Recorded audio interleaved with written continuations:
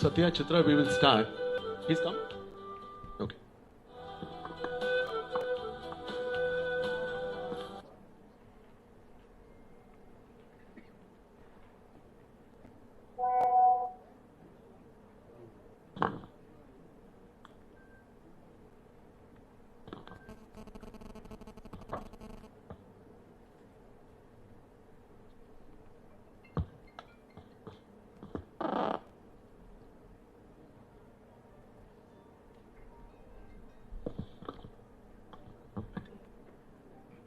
Hi Karthik. Hi. How are you, Karthik? Hi Shankar, how are you? I'm doing fine. Karthik, I'm actually moderating your panel. So good to see you. You have a full house audience here. I have your panelist Arjun Ranga of Cycle Brand and Swati Rohit. Over to you, Karthik. Right. Hi guys. Vanakkam and namaskaram to all of you. First of all, my apologies for not being with you in Coimbatore today. I've been waylaid with some official duties. I am grateful to the organizers for letting me join in via this video conferencing link. If nothing else, I know I'm missing some good food, great company and great atmosphere, of course. Recording in progress. I was saying some great food, great atmosphere, and of course, chance to meet a whole bunch of interesting people, entrepreneurs, journalists, and thought leaders. Mr. Ranga, Mr. Shah, Mr. Rajiv, Mr. Gautam. I missed out on engaging with you all, and will take the opportunity to host you soon. My family is devout in their prayers, and so for sure there are cycle agarbattis in my house. You know, my kids are fans of both Chhota Bheem and Krishna series. So many of my network companies and products are built on animation, and you know, you guys are industry pioneers, and so it's my bad, my loss. And Prateek ji, love your website. You're getting me as a customer with customer acquisition costs, with zero customer acquisition costs for sure. And of course, Shankar and the 4Dimension Media team. Guys, good show, all the best, and thanks for having me. I know you have a jam-packed day, so I'm just going to make 6 brief points to convey my thoughts on both the digital landscape in South India and leadership in general. You know, one works to put food on the table. You have to start with you, your family. But as soon as you hire one other person, you are now working to put food on their table also. It's symbiotic. Employees don't work for you, you work for them. Your decisions, your passion, your credibility, your bearing and your ability to problem solve matter. You know, leadership is all about bearing responsibility, about understanding the responsibility is to skill up, motivate, guide, mentor and help, pathfind with clarity a group of human beings who fully entrusted their care to you. Good leaders create followers. Great leaders create other leaders. And that's the first mantra or life lesson in leadership that I'll share with you. Are you the coach to an amazing, motivated, high delivery bunch of people surrounding you? Are you seeing leadership, talent and ability flourish around you? If you are, you're doing fine. Number 2, empathize. All of us have the same amount of time in a day. And all of us have varied talents and abilities. When as a leader, you are just stormed with just too many things, happenings, decisions, stress, tangents. Just pause for the cause and think. There was a time when I just had to look after myself. Today, I have children, family, and literally thousands in my team. Have I kept my ability to empathize as my stress and workload has increased? Empathize in the other direction also. Despite my stress and workload, do I have examples of people who seem to get a lot more done a day? I've seen my father do it so effortlessly and naturally. Look after so many things for so long. I'm sure he would have faced pressures and stress too. So that's a good example. Every time I feel I've got too much on my plate, I think of our Prime Minister. You know, morning the man will be in Kargil with troops. Evening he'll be attending an international conference, and the whole lot in between. You know, constantly in the limelight, constantly facing both credit and critique, but getting on with the job relentlessly. That is the mantra. So if empathy cuts one way in understanding what your team is facing, it can cut the other way also. In your team, understanding you and how you tick. So surrounding yourself with people who don't just work for you, but work with you, help you, add to you, is so important. The next aspect of leadership is perhaps this. We keep getting wistful about leadership. Wistful in the sense of looking at the past from Mahatmas and Mandelas of the world, whose leadership echoes through history. So that's a thought worth considering. Are you doing something that would inspire people you've never met? Are you doing something that would inspire people long after you've gone? Not all of us will be able to answer such questions, but these are good questions to ask yourself. My last thought is on thought leadership. What is a duty, not just to our companies, but also to our people, to our country? Is leadership only being about chief executive officer or just someone with a job of getting things done to best of their ability? I think not. It's also about providing vision. I've just begun my term in the parliament. I'm happy to say that however much we dread and roast politics these days, I'm surrounded by some real visionaries. I've already mentioned the Honorable Prime Minister. I can add to that the chairman of the Rajya Sabha, who I've had the good fortune of meeting and interacting lately. So many ministers I have met, and it's on that logic of thought leadership and vision. Let me make a quick point on digital media, especially in the South. Now, our national channel NewsX is actively looking at the digital media space in southern India, and you're going to see a bunch of new products like the NewsX Tamil channel, NewsX Telugu, and NewsX Kannada very, very soon. And of course, we should be looking at the South, looking at southern languages, and of course, we should be looking at the impressions, the page views, the metrics, the readership, the product, and the service. It's a no-brainer. That's a it's a good tagline of the Sunday Guardian, which I use very often, that it's a no-brainer. Because it's fully encompassing of what you're trying to say. But my point here is different. If we have to make an electric car, we have to first make the chief component the battery. If we are to make the battery, we have to first locate the chief component, lithium. Or research and develop a better alternative. Simple. Assembling the car does not, complete our vision of Atmanirbharta. We need to think from the ground up. This is the thought I want to leave you with. We think of pages, apps, websites, handles, and channels. Let's think bigger, broader, and deeper. The app works in an ecosystem from hardware to an operating system. The website works in an internet ecosystem of programming languages. How are we pioneering and innovating ground up? Not just on the final interface. South India, where the Apple iPhone is being manufactured already, can become the home of India's first mobile operating system. Google has just been fined in India for abusing its monopolies.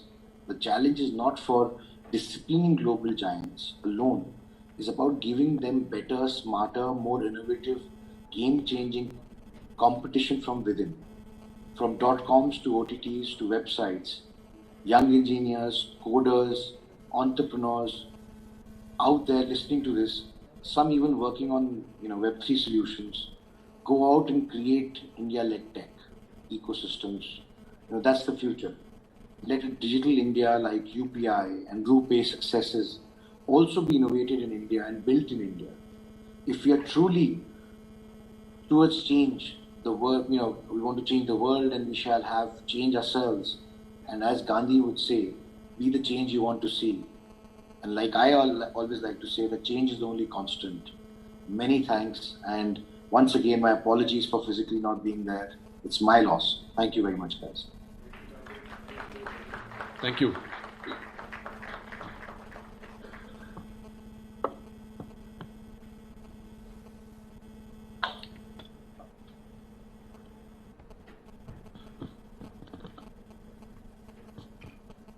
Hello. But whom do I start with? The lady first. Okay. Swati, sorry to have pulled you from session 2 to session 1. All. Okay. See, this event is of great relevance and importance to us.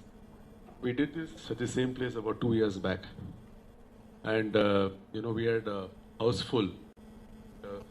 Today also it is house full. And sincere thanks to each one of you for having come all the way from different parts of the country. Our panelist, Dushanji, Tati Masala Madam, Sir, everyone. So I'm going to be starting with the lady. So Swati, what exactly do you do? Some posts of yours, you're a techie, you're an educationist, you're an NGO. And somebody I heard from Grapevine that, you're also, closely linked to a very, very popular, family relative of some very popular film star. So now, how do I put you in a box? Shankar, to answer that question very, very easy, right? At the end of the day, what do we all do? Right? I've always believed in, for me, it's always this way, right? And it's very personal for everybody. For me, the nation first, family second, and that's how I've always led my life. And it comes from my grandfather who lived by example for all of us. So I would say, if you ask me who I was, I'd say, hey, I'm Indian. So, and second would be, I'm a mother, and because honestly, I also take that role very seriously. But what do I currently do at work? I run a digital health startup in, I know the word startup's very loosely used, but I'm in digital health in pediatrics specifically, because I really believe that, for India to fulfill all its promises at the end of the day, we really need to focus on the future as much as the present or the past. Such a simple answer for such a big question. Okay, and now, Arjun, you've actually been the flavor of the season this event, So a lot of entrepreneurs whom I meet, there are different set of entrepreneurs we encounter on a day-to-day basis. So you represent a brand called Cycle Brand. And, it's a brand which all of us use, as Karthik says. So you've been maintaining the, numero status for a very long time. How old is your brand? More than 100 years old? 75 years old. So, is your job really challenging, Arjun, or it's come to you on a platter, right? So how do you take it? One fine day, sometimes, we talk saying that, I wish I had a, great pedigree brand like this. Somebody would give it to me on platter, and keeping it number one it's not all that difficult. I'm sure you'll disagree. Take your time and take us through this. No, thank you. Truly humbled to be here. Actually, we are the fragrance of the month, not the flavor of the month. Flavor is Shakti Masala and Krishna Sweets. So. Okay. Just to, again, like what Swati was saying, we're all proud of the country that we're part of. And I was handed down a legacy from my grandfather. Comes from a small village in Vatrayarpu in Madurai district and struggled throughout his life. 1948, the turn of when India got independence, he moved to Mysore and started our business. Even though he had a government job, he said, I want to work on my own. 4 children by then. Actually, my father and uncles who built the business to the level that it is today. I came back after my MBA in the year 2000 to join the family business. We in the third generation, if we do well, everybody will say like what you said. Anyway, appa pannirundanga neenga adhe pannite poittu irkeenga. And anything that you do, right, either which way, they'll say everything was good and you are the one who spoiled it. So one way or the other, there is no right or wrong, just to answer your question. But for me, it's the devotees, the millions of customers that we have, and the hopes that we help fulfill day in and day out. So if you ask me, what business are you in? I will not tell you I'm in the agarbatti business. I tell you I'm in the business of delivering hope every day. So we help 6 billion prayers. It's not that we sell 12 billion agarbatti sticks, but we help fulfill 6 billion prayers every year, day in and out. Every mother every father, everybody out there who's praying for a better future for themselves. So the way the business has transformed over the years is we do the right thing every single time with every single prayer for the sake of the future generations. And that's why we're the only zero carbon agarbatti manufacturer. We're the only OSHA certified manufacturer. We follow complete international IFRA guidelines across the board. So yeah, so it's a legacy that's passed down that I respect and cherish. The responsibility of the families that the company supports as well is something that I take to heart. We have close to 30,000 families that are connected with our business. So it's a huge responsibility. But I know that any decision I take, these 30,000 families will stand by me, and that's what gives me the strength as well. But Arjun, I always wanted to ask you. See, one is, you've still not answered my question. So have you got it easily? No, see, the point is, you represent a category. You have brand ambassadors like Amitabh Bachchan. Still, so how do you basically, derive positioning? So one way is taking the brand and taking it to the next level.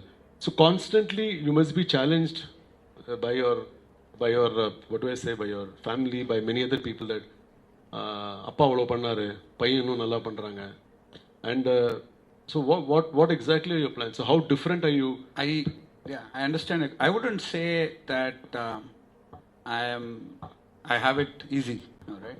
But I am blessed. That's the way I would look at it. My grandfather probably had the highest struggles. Imagine just post-independence, 1948, he had to pawn my grandmother's jewels for the initial working capital, 3,000 rupees, okay? My grandmother stood by my grandfather. So my grandmother gave the backing to my grandfather, said, you go ahead, I will support you. With my 4 children, I will manage the house and the company. So I called my grandmother Factory Amma and Factory Appa because they were living in the factory. The initial employees of the company, one of them was with us for 52 years. His son is now with me for 35 years. It's the people of our organization that made the difference. It's just not me or my family alone. Everybody in the company, right from the 75 years, they're the ones who built the company to the level that it is today. So a lot of sacrifices. Imagine in the license Raj, if my father had to import any fine fragrance from Paris, we had to wait for 1 year. We had a limit of procurement of raw material. To go sell distribution, logistics was not there. To export, we couldn't. So the challenges that each generation faced are multitude. The challenges that I face is completely different. So I wouldn't say that I have it easy or difficult, but the progression of a business at every generation, at every step, when my father and uncles took over, the challenges they faced were multitude. My grandfather writes about in his journal about the number of fights he had with my father. He almost didn't speak to him for a year because my dad wanted to stop commission agents and move into FMCG style of distribution. Family struggles were far more. It's not the case with me. The family backs me 100%. I am the absolute decision maker. There are no challenges at all in that regard. My challenges are more from the market side. So, each generation has its challenges, but for me, I'm blessed. I'm lucky for the foundation that's laid, the ethical business practices that they followed, because I see out there in the market, a lot of my competitors are hurdled by the practices that they have. One of the members of the family has to sit behind the cash register. I don't have that challenge at all. 1970, we were the highest income tax payer. So I can focus on scaling for growth and look at opportunity. I can get in digitization across the organization. Today, every sales guy in Cycle has a real-time app where he goes and books orders in the 8 lakh retail outlets that we service directly. So, the opportunities and challenges are immense. Have it easy on a platter. Yeah, I got everything on a platter, but Holding it is difficult. no, I have the team to hold it for me, with me, together with me, family and company. So You are the world's largest manufacturer. yeah, we are the world's largest incense manufacturer. Big round of applause. World's largest. Bharat. Bharat is actually the CEO of 4 Dimension Media, and so we share a great relationship. So when we had started this company, we wanted this to be the Asia's largest media outsourcing company, and he was working in a well-placed job. We have other people here. So you were, being paid every month, and so then there was one particular moment I told you that no, you should quit and then come and join. So what was the trigger? So how did you take it? Were you prepared for that, the challenge, or was it exciting? We have worked before. So So how was it? Working from being an entrepreneur or whatever. Honestly, Shankar, so I was going through a phase like I was getting complacent with what I was doing. So it was the largest radio network in Tamil Nadu. So business was coming. So there was nothing much to do. So the whole idea, the whole concept of what we were wanting to do was very interesting because it's not going to limit me with one medium, one product. So, and we had the liberty to do anything what we want under the sun. So, very simple fact when we started out, this whole trade, what we were doing was called commissioning agency. So, we coined media outsourcing. So, I don't think there was a term called media outsourcing. No, beware, there are a lot of media agency heads. Okay. Yeah, so simple things like, we got the branding right. Shankar likes to do 100 things at the same time. So I play the mirror with him saying that, no, let's take one at a time, but do it properly. So simple things like, we started out with TV. Obviously, that's our bread and butter.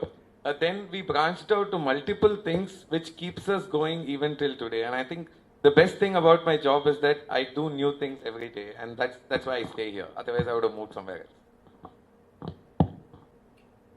Swati, no, what I want to ask is, you are a multifaceted personality, correct? You said you have health basics and so on and so forth. So there may be something which you truly enjoy, right, out of this. And so what is that one thing? And there are a lot of people who are wanting to, basically follow your footsteps and see what I've realized, taking a cue from Arjun and what you're going to be speaking. Ultimately, what matters, it's beyond money, right? You need to have the passion, zeal, and enthusiasm to take any brand forward. So, just to, I would say a piece of advice or whatever, what is the role which you truly enjoy the most and why? Just to answer, I'm on the other end of the spectrum with Arjun, right? Although there is a huge family legacy that came to me, I actually walked away to start completely on my own with zero family support. Went out there, raised the capital myself, put in whatever little I had, or lot I had, whatever it was, and decided to do it my way, and didn't get family support. So because they thought I'd come back into the business. I'm actually a mechanical engineer by education. Worked in the family business, a little bit of a background. So for about 5 years, noticed that after doing mechanical engineering, working for 5 years in manufacturing, that I was terrible at manufacturing, was miserable every day at the job. So I worked up the courage and said, you know what, I'm leaving. And very, very unfortunate incident actually landed me in healthcare. I wasn't from a healthcare background, knew nothing about health other than, fitness is something that I really enjoy. When I was giving birth to my son 16 years ago, I had an unfortunate incident that I spent a whole year out of ICU. So that was my first experience in health.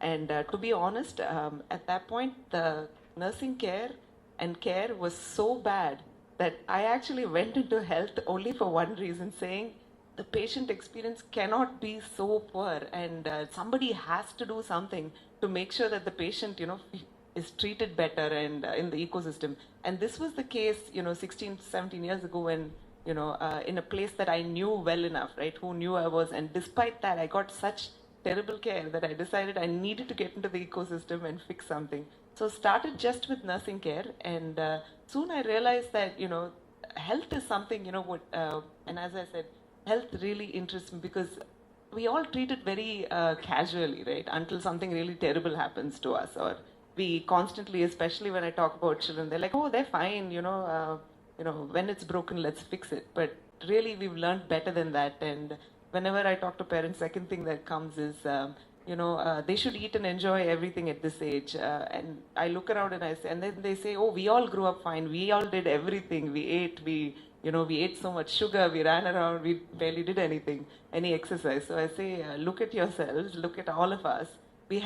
If one of us can put our hands up and say we don't know a diabetic within our immediate population or somebody with high BP, hypertension, right? I'd be really, really shocked. I've never come across a single person, including children, who said, oh yeah, my grandfather's diabetic, my uncle is, my dad is. So my mom is, or something like that. So that's what I said. It's not because of decisions that we took that we're India's the largest hypertensive population in the world. We're like the diabetic capital of the world. Also, we keep thinking about, obesity, right? We have the second highest obese nation in the world after China. Would you believe that when we think of India, everybody thinks malnourished children, one end of the spectrum, but we also have 16 million obese children in this country. And it's not, it's a lifestyle disease. We have a lifestyle problem in this country. And the most exciting thing about health, and what really, excites me every day when I wake up, it took me 20 years to really find what I enjoyed doing. So to everyone out there, if I have one piece of advice, don't stop till you find that one thing that excites you and wakes you up in the morning and ready to go to work. I was miserable for 5-6 years when I was in manufacturing, and I'm glad I got the opportunity to look at other avenues and discover health. Really, health is everything. I believe that if we focus on that, physical and mental, people rarely talk about mental health. So I'll take this opportunity to say that there's nothing wrong. The brain's an organ too. It can fail. It can malfunction. So we should start treating it that way, and less so as a shame disease. Come out there, speak about it more, and help each other out. You raise funding post-COVID or pre-COVID? Both, actually. So. Okay. Arjun, the today's generation, Gen X, Y, Z, they have different terminologies. I have Dushyant also here, I'm sure. I don't know. See, do you really want them to be spiritual, religious, devotional? Do you feel these values still exist in the generation of today? Like, for example, you take Dushyant, probably is superstar in his own way, because he's got fans from 10 to 70. Correct? So, but you have a product which is cycle brand. So most of the time what happens is the parents of the home buy it, they pull the kid and they make them sit. Correct? So now you're a 75-year-old company. So what is the typical mindset it's changing? Many people said that post-COVID people have become very spiritual, very religious, very devotional, and they are attempting to do something, and prayers have increased. I don't know. These are basically very qualitative. Quantitatively, just want to understand your perspective. No, I dwelled with the same question all the time, and every time I know, God is there, Bhagavan hai. This is like Rajni's dialogue. Aandavan solran. No, so as long as there are believers, there will be prayer. As long as there is prayer, there will be agarbatti and diyas. So, and it's been there for 5,000 years and eternity as well. So that being said, the challenges that you face are different. The delivery mechanisms change. The method of prayer changes. Convenience has become a little bit more important. Access has become a little bit more important. So we have also changed with the times. The way my grandfather used to make agarbatti to the way my father and uncles did to what I'm trying to do here. So we have a 360-degree approach. We believe spirituality is utmost importance along with well-being, and I believe personally that prayer and meditation is the biggest form of well-being. Right? And when you actually go light those 2 agarbatti sticks and bow your head in front of God for those 2 minutes, the peace that you get is incomparable. And that's what we are trying to deliver as well. So we have a social media platform and a spirituality website called soulveda.com where we tell spiritual and cultural stories about heritage and legacy. I have an app called Pure Prayer where we can go book a puja, where you can get a purohit to come home and teach you how to do a puja. You can learn Sandhya Vandanam. You can do a lot of different things through the app as well. We have an e-commerce website where you can get delivery. You can customize your offering. You can create your own incense sticks the way you want, the fragrance of choice that you require. So overall, unless you cater to all the consumer needs, what we have realized is there are some parts of your life that transcend an act, becomes a ritual, and then becomes a habit. And praying in the morning is a ritual, right, for most families. And when you are with your mother, he forces you to do it, but then when you become a parent, you force your kid to do the same. And I've seen that in my house. My wife, Dr. Vidya, is a pediatrician. She's from Canada. But there is no festival that goes by where she doesn't open our puja kit and assembles everything and does a prayer every day. So I believe that tradition is intact. We are a deep-rooted society. There is nothing to worry about people doing different things. Ultimately, when you are in front of God, everybody bows. And that's given in our society and in our culture. And we do research every 5 years. We did it's a major survey that we do for teenagers going up to 25 years old. And believe me, the belief in who we are as a nation, belief in our culture, belief in our traditions is only increasing. It's not the other way around. It is left to me, a company that is safeguarding this parampara, to see how I can position myself there. If I keep going only with, telling you pray only with this, then I may lose the opportunity. But ensuring that the tradition passes on, the culture goes forward is something that I think is what I need to do. Arjun, another thing what I wanted to ask you is, when you look at an automobile brand, when you look at an FMCG product, the product differentiation is seen, correct? You have a car, you have launches, relaunches and so on and so forth. What is it in your category? I know I'm asking you a very dumb question. So, end of the day, you have different fragrances, right? You have sandalwood. Ultimately, it's an incense stick. So, have you ever felt this challenge of communicating the product differentiation to your consumer? Yeah, it's a very, very big challenge, and day in and day out, the entry barriers keep reducing and the differentiation keeps going down. But and sorry, by the way, you also have a lot of unorganized players. So we, in fact, have a lot of advertisers on our channels. Earlier, it used to be the Bap of Agarbatti cycle. Today, we have A, B, C, D, E. And each one of them putting in so much of money. And that's when we realized that ultimately it's an incense stick. And you pray. Correct. I'm sorry. So, but what is the differentiation and how do you communicate? A TV channel is a TV channel, but why do you choose the channel that you watch, right? It's the same news being delivered differently. So, absolutely. And, there is something called belief, there's something called trust, there's something called loyalty that's still there in everybody. But most importantly, what makes an incense stick is that it should completely burn. It shouldn't stop burning halfway. So the care that we take, we do about 18 different quality tests. We have sourcing that we do across the country. We have 150 people only sourcing ingredients for the agarbatti sticks that we make. And then you have the fragrance creation. My grandfather realized in 1950, to be different in the industry, you need to become a perfumer. So I'm a perfumer. I've been certified. My father was a great perfumer, one of the most recognized perfumers in the country. So I've learned from him. I'm still learning. So one of the key secrets of Cycle Pure Agarbatti is that we create each and every fragrance in-house. My mother is the master blender. She's the one who mixes it. It's a family secret. And that's what makes us different day in and day out. And the consistency in quality comes because of that. There is not one consumer out there who says that Cycle Pure Agarbatti is not the same that like it used to be, if not better. And that's the key to success. If you look at the last 20 years, we've had different competitors. Last 40 years, the competitors were different. 60 years ago, what my grandfather faced, the competitors were different. Today, the competitors are different. And probably what my kids are going to face, it's going to be different. But what remains is the quality of the fragrance, the purity of the prayer, and the fact that we are able to reach so many people at the right time. Great, brilliant.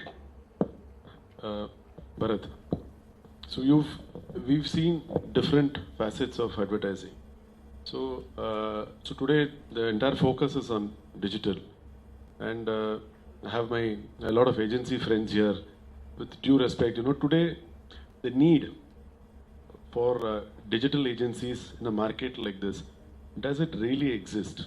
Like for example, players like us, we might not have data like what LV will have or Ajay will have, but we understand, we go with a gut. Correct? We tell them that this will work, this will not work. It is not supported. It is not supported quantitatively, but it still works. Do you think? I'm asking you. Do you think national agencies really have a role to play here? Like what I'm asking is, do you think do they really stand a chance? Do you think even today in 2022, their understanding of this market is there? or do you have a greater chance than them? It's partly yes, Yeah. partly no. This market is, for whatever years I've worked in this market, I think it's a heavily owner-driven market, first and foremost. And here, too much of data, they get intimidated. Your blazer outlooks don't sell here, so you have to still go the way the owner wants things to be done. Even the biggest of brands, for that matter. When it comes to specifically with digital, Shankar, we've seen it in the last 2 to 3 years. Like we've been aggressively on the digital front, convincing clients to get on. First thing, I think the base of understanding digital is somewhere not there. Like, you know, according to them, it's still posting on Facebook. Have you put a Republic Day post? Some other brand has put. So when we go and ask them, what is a Republic Day post doing to your brand? The owner wants it. That's the typical reply. So we've seen it with the best of brands here. Slowly it's evolving, but it's going to take a lot of time. And what is also happening is that they're very impatient. So digital takes a lot of time. It's a process. You need to invest in it. And what technically happens is that after 2 months, they get impatient and they say that Sun TV Pongal day branding eduthullanga adu podum. You know, typical, they move the entire budgets there. So this whole process is lost. So this are you trying to say that national agencies have no role to play here? First, be very open. First, they need to understand the region. They need to understand South as a market, which itself is a big question mark. And I think that's the biggest existence for 4D. So we are more South storytellers. And if it was all so nice, we wouldn't have a role to play here at all. So I mean, it's for people to guess. So it's a long way to understand South, Shankar. I think each market is very different. Because I've known people who say that monsoon is started in Kerala, so it must be raining in Chennai. So it's as basic as that. So it's going to be a long way to catch South. There are a lot of our friends here. Yeah, okay, I can be very open. I can challenge people. It's very long way to catch South. Swati, what is your, before we wind up, we have 10 more minutes to go. What's your one piece of advice to, Coimbatore is they say it's a startup capital and it's coming very close to a lot of markets in the country, right? What's your one piece of advice? A gyan which could be accepted by people? I think invest in digital, as you said, one of my large roles before I left to start something on my own was to take our entire hospital customer acquisition. It took 2 years, right, to show anything.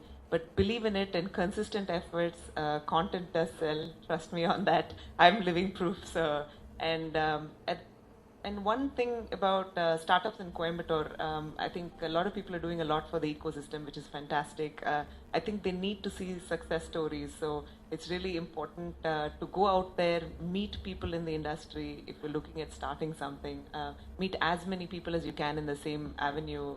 Talk about, turn up at all the events, network a little bit because it goes a long way, honestly. But raising money is always a problem.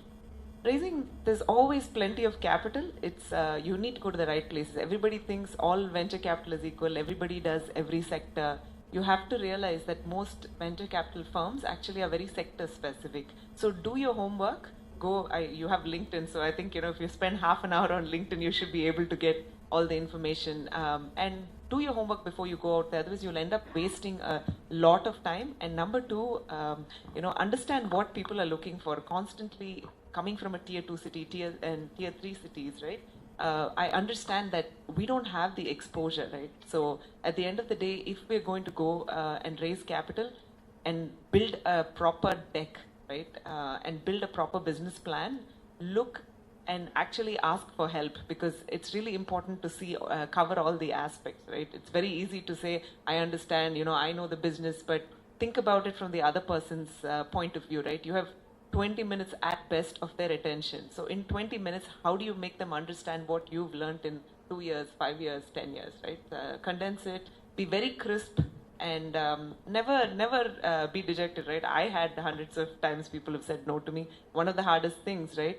But just believe in yourself at the end of the day and don't overthink the idea. go out there and execute first, and things will fall in place. There's plenty of money around. No need to feel like I'm not going to get funded. So There's always hope. always hope. Arjun, to become, just to answer the question what I asked her. So what does it take? What is your piece of advice to the startup capital of? No. And also tell me, Arjun, you're headquartered in Mysore, and is language a barrier? I'll tell you where I'm coming from. See, I have a lot of clients. I don't want to name them, and I have a lot of agency friends who always say that certain parts of India, certain parts of South India, talent has always been a question mark. So, for whatever reason, they say it could be for multiple reasons. So, my, what I asked Swati, I'm asking you the same thing. And do you think language is a very important barrier for people to raise capital? You know where I'm coming from, right? So, absolutely not. I mean, I'm from Mysore. I speak Tamil and Telugu, Kannada, and English. And you're in a different league. So, I'm saying people, like for example, let's say if I'm a budding entrepreneur, I live in Mysore or somewhere close by. So, how do you think should be the approach? Because it's very easy for us to say that, I have a vision, I want to go with that vision, I want to work with that vision race. But how? So we have a family office where we look at, budding entrepreneurs for opportunity. Definitely, I agree with you that language is the problem. It's not the spoken language. They don't speak the language of the consumer, right? Not talking, but I'm speaking figuratively. Like what Swati said, if you can identify an opportunity, if there is a need or if there's a demand and you can create a creative way of fulfilling that demand, then the opportunity remains. India has changed. Tech stacks are available. Talent is available across genre. Online has changed the paradigm. 5G is just on the anvil. Quantum computing is just around the corner. There will be so much of information, so much of data available through digital sources that if you have a good idea, there will be 1,000 people lining up to back you. That will not be a hindrance. And social entrepreneurship in India, you will see in the next 10 years, is going to see a sea of change. Take Karnataka, for example. They already have a startup policy in place. They have close to 300 idea labs that have been created in rural India already for people to go try out their ideas. So it's just not about, language, speaking, none of that would matter. You have an idea? Can it be converted into a viable product or a service? Are you able to communicate that in whatever language it may be? Then there'll be people lining up. I completely second Swati's thought. Sheer self-belief in what you want to achieve and do, perseverance for the long term will give you results. Language and all gone those days. I don't even think it's a point of discussion. I've had so many pitches that people have come and done to me in Kannada or Tamil or Hindi. If the idea is good, there's an opportunity out there, and if the market is ready to accept it, it will fly. How much do you embrace digital as a company? Well, it's the same conundrum, right? I did everything digital, modern. First mistake I made is I got my existing media team to manage, Marcom team to manage digital. That was a blunder, wasted 2 years. Created a separate digital team. Things are doing well there now. But ultimately, cricket for the masses, for me, news channel for my trade, and GEC, Chitti and other programs for my TG, critically. Comes to 80% to that only. Okay. My digital budget again gets mixed between what I do on digital channels on then and what I spend on Google AdWords more than what I do on Facebook. Instagram has taken over now a little bit. This is the simplest media plan I've heard in 2 minutes. Simplest media plan where somebody says, news GEC, I wish, all my friends who are here. No, but ultimately, that's all it is. So you're basically saying that chumma the number. No, you have to see all of that. You have to have a good planner. You got to plan, you got to execute. But at my level, right, ultimately, I'll only look at, what is the percentage of money going where, and what is the SOV that we're getting, and GRP, TRP, all of that, they'll all give anyway. That's fine. You have the park rating now, you have, I have the app also on my phone. All of that is fine. And in social media side also, they'll give cost per click, click per impression, who clicked what, who went where. All of that you will get anyway, right? Ultimately, what is result in sale?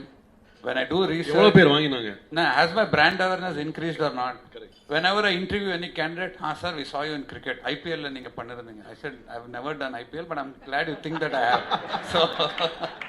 So, and then whenever we do an interview of a housewife, she'll say, in whichever program that we are in GC, they'll say, we saw you on that. Okay. So, that's how it is. So good. Does anybody have any questions? Ramsai. You have a baritone voice, so you can speak from there.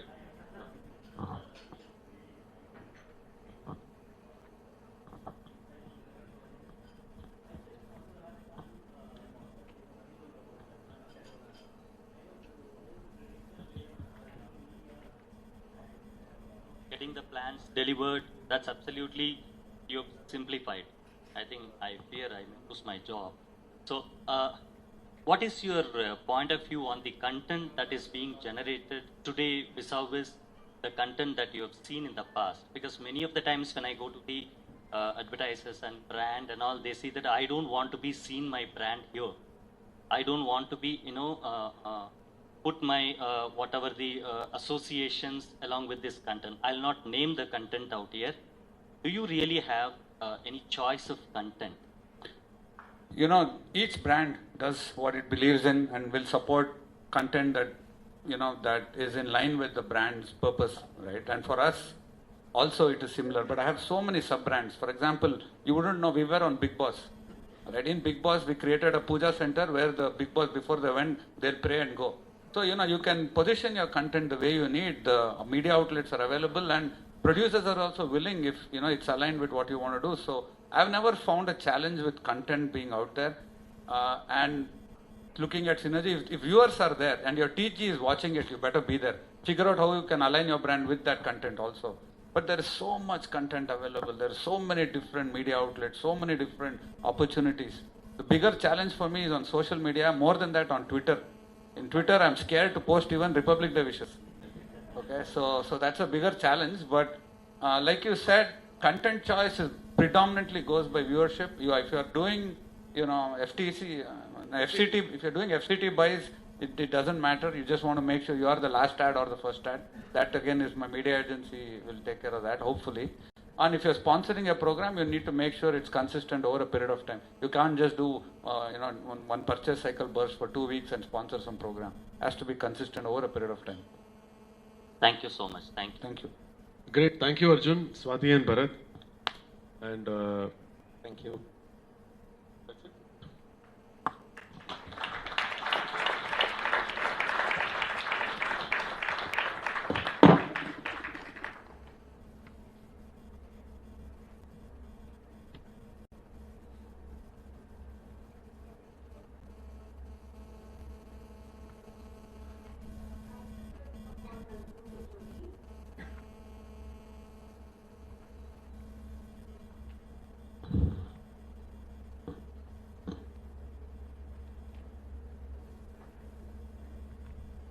Thank you, sir. Thank you, ma'am.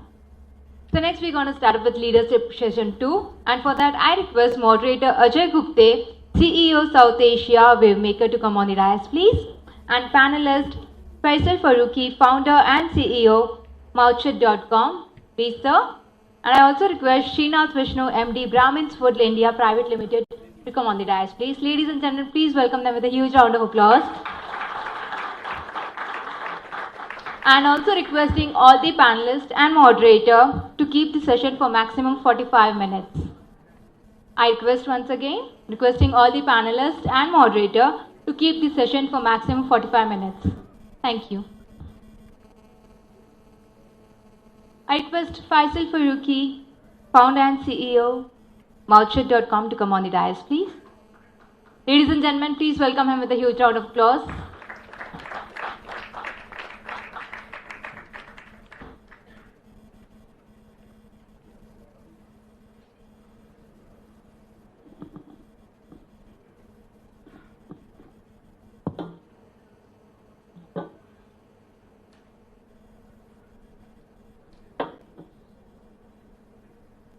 morning, everyone. And Shankar, thank you for having me here. A pleasure, really. So many good friends around, and so much inspiration, really, in this room. The earlier panel also, there was so much inspiration, and the kind of things that you're doing really is something to really look up to. So, Arjun and Swati, I think there's just some incredible work that you guys have been doing. Srinath, good morning, and you both have been doing some great work. A lot of firsts, a lot of international work, some great work across the world, and really an honor to be moderating with both of you on the panel. I'll start with you, Srinath. So, you've with the Brahmins group, you've been able to move into more than 12 countries across the world. It's no mean feat. And with so many different, consumer types and so many different requirements and need states, and how do you actually customize and how do you reach out to these consumers, and how do you really, customize your offering so that the customers, get what they need? Thank you, Ajay, and it's my pleasure to be here. My sincere gratitude to Shankar for inviting me here, and seeking blessing from the Reswami sir and Shanti ma'am, because they are the pioneers in my industry. Namaste, sir. So, in fact, coming to your question, in fact, Ajay, I'm a second generation entrepreneur. Arjunji, actually, he's third generation. I'm a second generation entrepreneur. My dad started this business. He started with a nominal capital of 800 rupees. And the initial production was around 100 kilo. Now we are processing around 12,500 tons and exporting to 13 countries across the world. That's really so in fact, housewives across the world, they supported us. Those who want to cook good Indian food, they supported us to grow. And when it comes to consuming masalas and food stuff, the real buying decision is happening at the store, at the retail shop. So our housewife, we have a typical habit that the products which are placed in the center shelves or eye-level shelf, that will be moving very fast. Because our customers, they will not stretch up to take a product from the top shelf, and they will not bend down.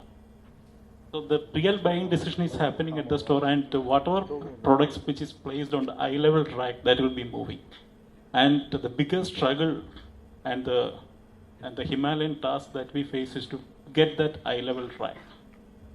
And for that, we have to tie up with the retailers. We have to do some campaigns within the shops, and we have to tie up with the digital team of retailers to be a part of their celebrations, their campaigns. And it's all about building a community, a customer community that supports us. And that's what we are doing in digital. And for us, the low-hanging fruit is Malayali housewife across the world. And there is a saying that if you go to moon, you can find a Malayali running a tea shop there. So they are everywhere. And they know what exactly Brahmins is, and they will be looking forward for, they will be looking for the product. And they know exactly where which shelf it is placed. And they will go to that shelf and take the product. So the buying decision is very easy. It's all about reminding them. And we are here, and we are giving consistent quality, and we are giving new recipes, how to do some innovations with the product. And during COVID day, all the houses were mini supermarkets. You can understand that people were storing groceries like anything. So the biggest challenge of every FMCG player is to be a part of that shopping list. And luckily we are able to be a part of that. Some of our products are able to be a part of constantly in that list. And we are using digital platforms like Facebook and even WhatsApp groups. And obviously, the biggest aspiration of every Malayali residing abroad is to become the president of a Kerala association. So we tie up with associations and be an integral part of their celebrations. And we support them through sponsorships, and we will be gelling with their celebrations. And that's why we are connected to consumers. Amazing. And when you've moved into these countries, have you noticed any differences in the housewife's requirement of the kind of masala she's using, or is there a consistency in all the households across the world? It's all about the time of cooking. An average Indian housewife within India, she spends something around 1 to 1.5 hours in the kitchen hour. But when we go abroad, she has only 15 to 20 minutes to spend in the kitchen, and they will be looking forward for the product which are easy to cook, and still they want something. They want a cooking process. That's why this instant noodles is a big hit in the market. A 2-minute cooking process is there, and they have a feeling that they did something instead of consuming an instant food. They cooked something. And they need that cooking process in that preparation of the food. So they need something easy to cook, not ready to eat. That's such a brilliant insight, actually. And so then you customize your offerings based on... Exactly. Incredible, incredible. You spoke about digital media. And so when you reach out to the diaspora across the world, you've been using digital media, and it has worked for you well, and you manage all of that out of here in India itself. Exactly. We have created a digital team within the company, and we have a tie-up with some of the agencies across the world. And because we always work with agencies in that particular country where that particular consumer category is residing, because they know about that particular market better than we do. So in UAE, we have a digital agency. In US, we have an agency. Europe, we have an agency. In Australia, we do work with them. Wonderful. So, talking about digital, it's the possibly the other angle of the other side of digital is, how easily people can communicate back with you. And there's so much, there's so much reviews, so much talking and, feedback coming back from the consumers. And that brings me to Faisal, who is possibly the king of reviews.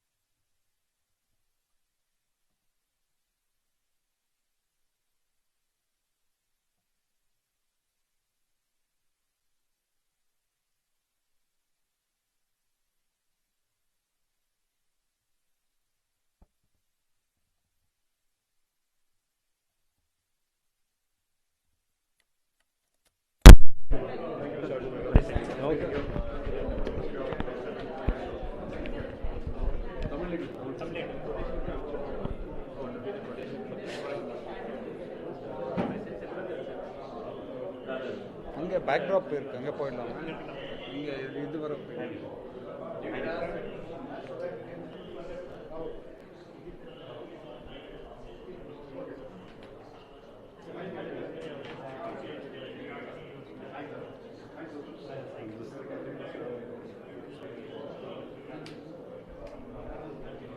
என்ன கேட்க போறீங்க?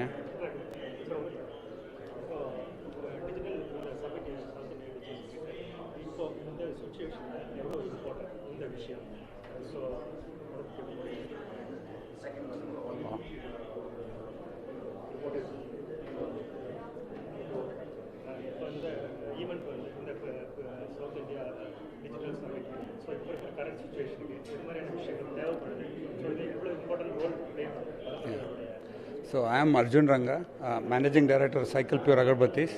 this digital summit la வந்து ரொம்ப I am able to learn quite a few new trends that are happening. இப்போ நீங்க பார்த்தாக்கா digital has become part of every day for every brand. Earlier we used to only focus on media channels. Today digital is very, very important. Not when we say digital, it's just not about Facebook, Instagram, LinkedIn, Twitter, but all digital channels. You know, just for example, your own Puthiyathalaimurai digital newspaper is there. Advertising on that has become very, very critical in these days because the number of people consuming content across எல்லா இடத்துலயும் data consume பண்ணிட்டே இருக்காங்க. That too on just that small mobile phone on the hand. So these conferences today become even more relevant to get the attention of your consumer.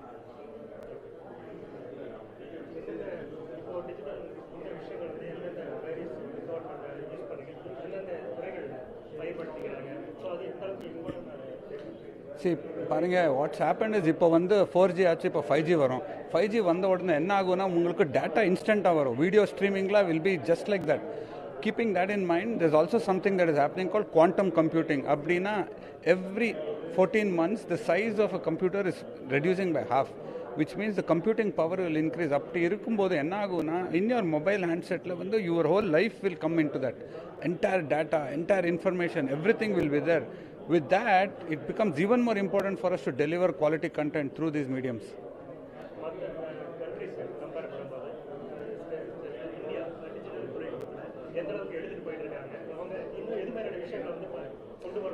நாங்கள் வந்து நிறைய countries travel பண்ணியிருக்கேன். Cycle pure agarbatti வந்து நாங்கள் 75 கண்ட்ரீஸ்க்கு export பண்ணுறோம். அது எல்லாமே பார்த்தாக்கா இந்தியாவில் தான் the best digital stack technology ஸ்டாக்கை நாங்கள் பில்ட் பண்ணிட்டு இருக்கோம். நெக்ஸ்ட் 10 years வந்து கோல்டன் ஏஜ் ஃபார் இந்தியான்னு சொல்லுவாங்க. ஏன்னா அது வந்து technology is gonna drive that change. இந்த டிஜிட்டல் டிரான்ஸ்ஃபர்மேஷன் நாங்கள் சொல்லுவோம், that is happening in India right now. எல்லா இடத்துலையும் வந்துடும். இஃப் யூ சி நவ் பேங்கிங்கை பார்த்தா யூபிஐ பார்த்துட்டு இருக்கீங்க. Highest transaction in the world is in India. So இப்படி இருக்கும்போது the whole digital media digitisation becomes even more important உங்கள் கன்சூமர்ஸை ரீச் பண்ணுறதுக்கு. So in this conference they're covering a lot of that information.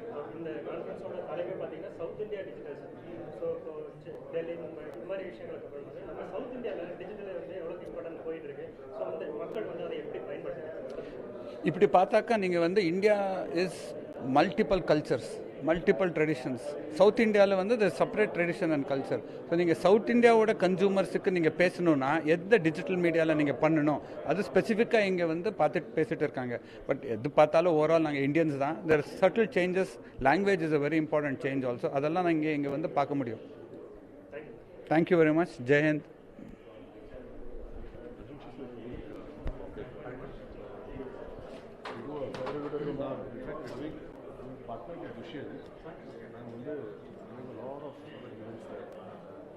No, I heard it's great, so I wanted to. In fact, you had sponsored one of these events in Bangalore. The team was he's too good. He recently produced a film, Shakuntala, world's first Sanskrit film, which was reviewed to Narendra Modi. The world's only Sanskrit newspaper is in Mysore. We're supporting it. Okay, இந்த படம் தெரியாது உங்களுக்கு Shakuntala? I wouldn't know. It's difficult. Who's directed? If you can just introduce me to him offline. Don't call him now. I'll meet him. I'll introduce you to him. Huh? Thank you. Thank you so much. Come here, Marigal, so Amma. Inda. Stronger one.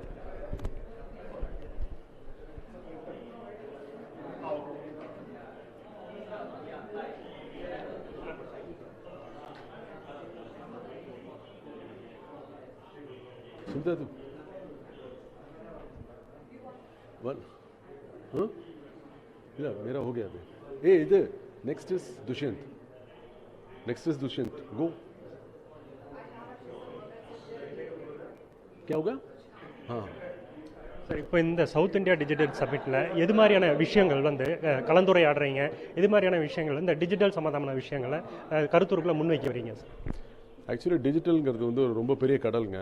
இப்போ அதில் வந்து நிறையா இருக்குது. நிறையா சில பேர் ஃபேஸ்புக்பாங்க, சில பேர் ட்விட்டர்பாங்க. இது வந்து இந்த நம்ம வந்து இது மாதிரி நிறைய ஈவெண்ட், எவ்வளோ ஈவெண்ட் நம்ம பண்ணாலும் அது வந்து நம்ம முடிக்கவே முடியாது. ஸோ நாங்கள் வந்து எங்களால் முடிஞ்ச வரைக்கும் ஒரு நாள் என்னெல்லாம் சொல்லித்தர முடியுமோ, என்னெல்லாம் அவங்களால புரிஞ்சுக்க முடியுமோ அதை பற்றி தான் இந்த ஈவெண்ட். இன்றைக்கி பார்த்தீங்கன்னா நீங்கள் அர்ஜுன் ரங்கா இருந்தார், சைக்கிள் பிராண்டோட ஓனர். அது மாதிரி பிராமின் ஃபுட்ஸோட ஓனர் அவங்க இருக்காங்க. அது மாதிரி பார்த்தீங்கன்னா விதவிதமான சக்தி மசாலா மேடம் இருந்தாங்க. இப்போ எல்லாருக்குமே வந்து டிஜிட்டலுங்கிறது வந்து ஒரு ரொம்பவே ஒரு முக்கியமான ஒரு விஷயமா இருக்குது. அந்த நம்மளால் ஒரு நாளில் என்னெல்லாம் பேசி இதுலேருந்து எடுக்க முடியுங்கிறது தான் இந்த ஈவெண்ட். முக்கியமாக எந்தெந்த தளங்களில் இந்த டிஜிட்டல் அந்த பயன்பாடு வந்து தேவைப்படுது, ஸோ எது அந்த விஷயங்களை எங்கெங்கே கொண்டு போகிறக்கான கலந்துரையாடலில் இதில் நீங்கள் பேசுகிறீங்க? இது வந்து எங்கே யூஸ் ஆகாதுங்க, ஏன்னா இது வந்து இப்போ டிஜிட்டல் வந்து எல்லாத்துலேயுமே வந்துடுது. இப்போ நீங்கள் பாருங்கள், இப்போ நம்ம இது நீங்கள் எடுக்கிறது கூட இப்போ உடனே டிஜிட்டலில் யாருக்காவது பார்க்கணும், டிவி முன்னாடி உட்காந்து பார்க்கணுங்கிறது அவசியம் இல்லை. எல்லாமே இப்போ டிஜிட்டலுங்கிறது இப்போ எல்லாத்துலேயுமே வந்துடுது. அது இன்னும் போக போக வந்து இன்னும் அட்வான்ஸாக தான் ஆகுமே தவிர அது இதோட வளர்ச்சி இன்னும் நிறையா தான் வரும். அது இன்னும் கம்மியாகிறதுக்கு சான்ஸே கிடையாது. தென்னிந்திய லெவலில் இந்த தொழில்நுட்பம், இந்த டிஜிட்டல் தொழில்நுட்பம் எந்த அளவுக்கு பயன்பாட்டில் இருக்குது சார்? இன்னும் மேலும் அதை அதிகரிக்கிறதுக்கான வாய்ப்புகள் இருக்கா? இது மாதிரியான விஷயங்கள் இன்னும் டிஜிட்டல் தொழில்நுட்பத்தில் வரணும்னு நீங்கள் நினைக்கிறீங்க? இப்போ பார்த்தீங்கன்னா, இப்போது நம்ம சவுத் இந்தியாவில் வந்து நீங்கள் பார்த்தீங்கன்னா 5 ஸ்டேட் இருக்குது. இப்போ வந்து நம்ம வந்து தோராயமாக பார்த்தீங்கன்னா இந்த கேபிட்டல் ஹைதராபாத், சென்னை, அப்புறமா பெங்களூர், அதெல்லாம் இப்போ வந்து டிஜிட்டலோட ரீச் வந்து இன்னும் சின்ன சின்ன ஊருக்கெலாம் வந்திருக்கு. இப்போது ரொம்ப ஒரு இருக்கிறதுலே இருக்கிற கிராமத்தில் இருக்கிற ஒரு ஆள் வந்து ஏதாவது ஒரு பொருள் விற்றானா முன்னாடி என்ன பண்ணணும், கடைக்காரனை எதிர்பார்க்கணும்.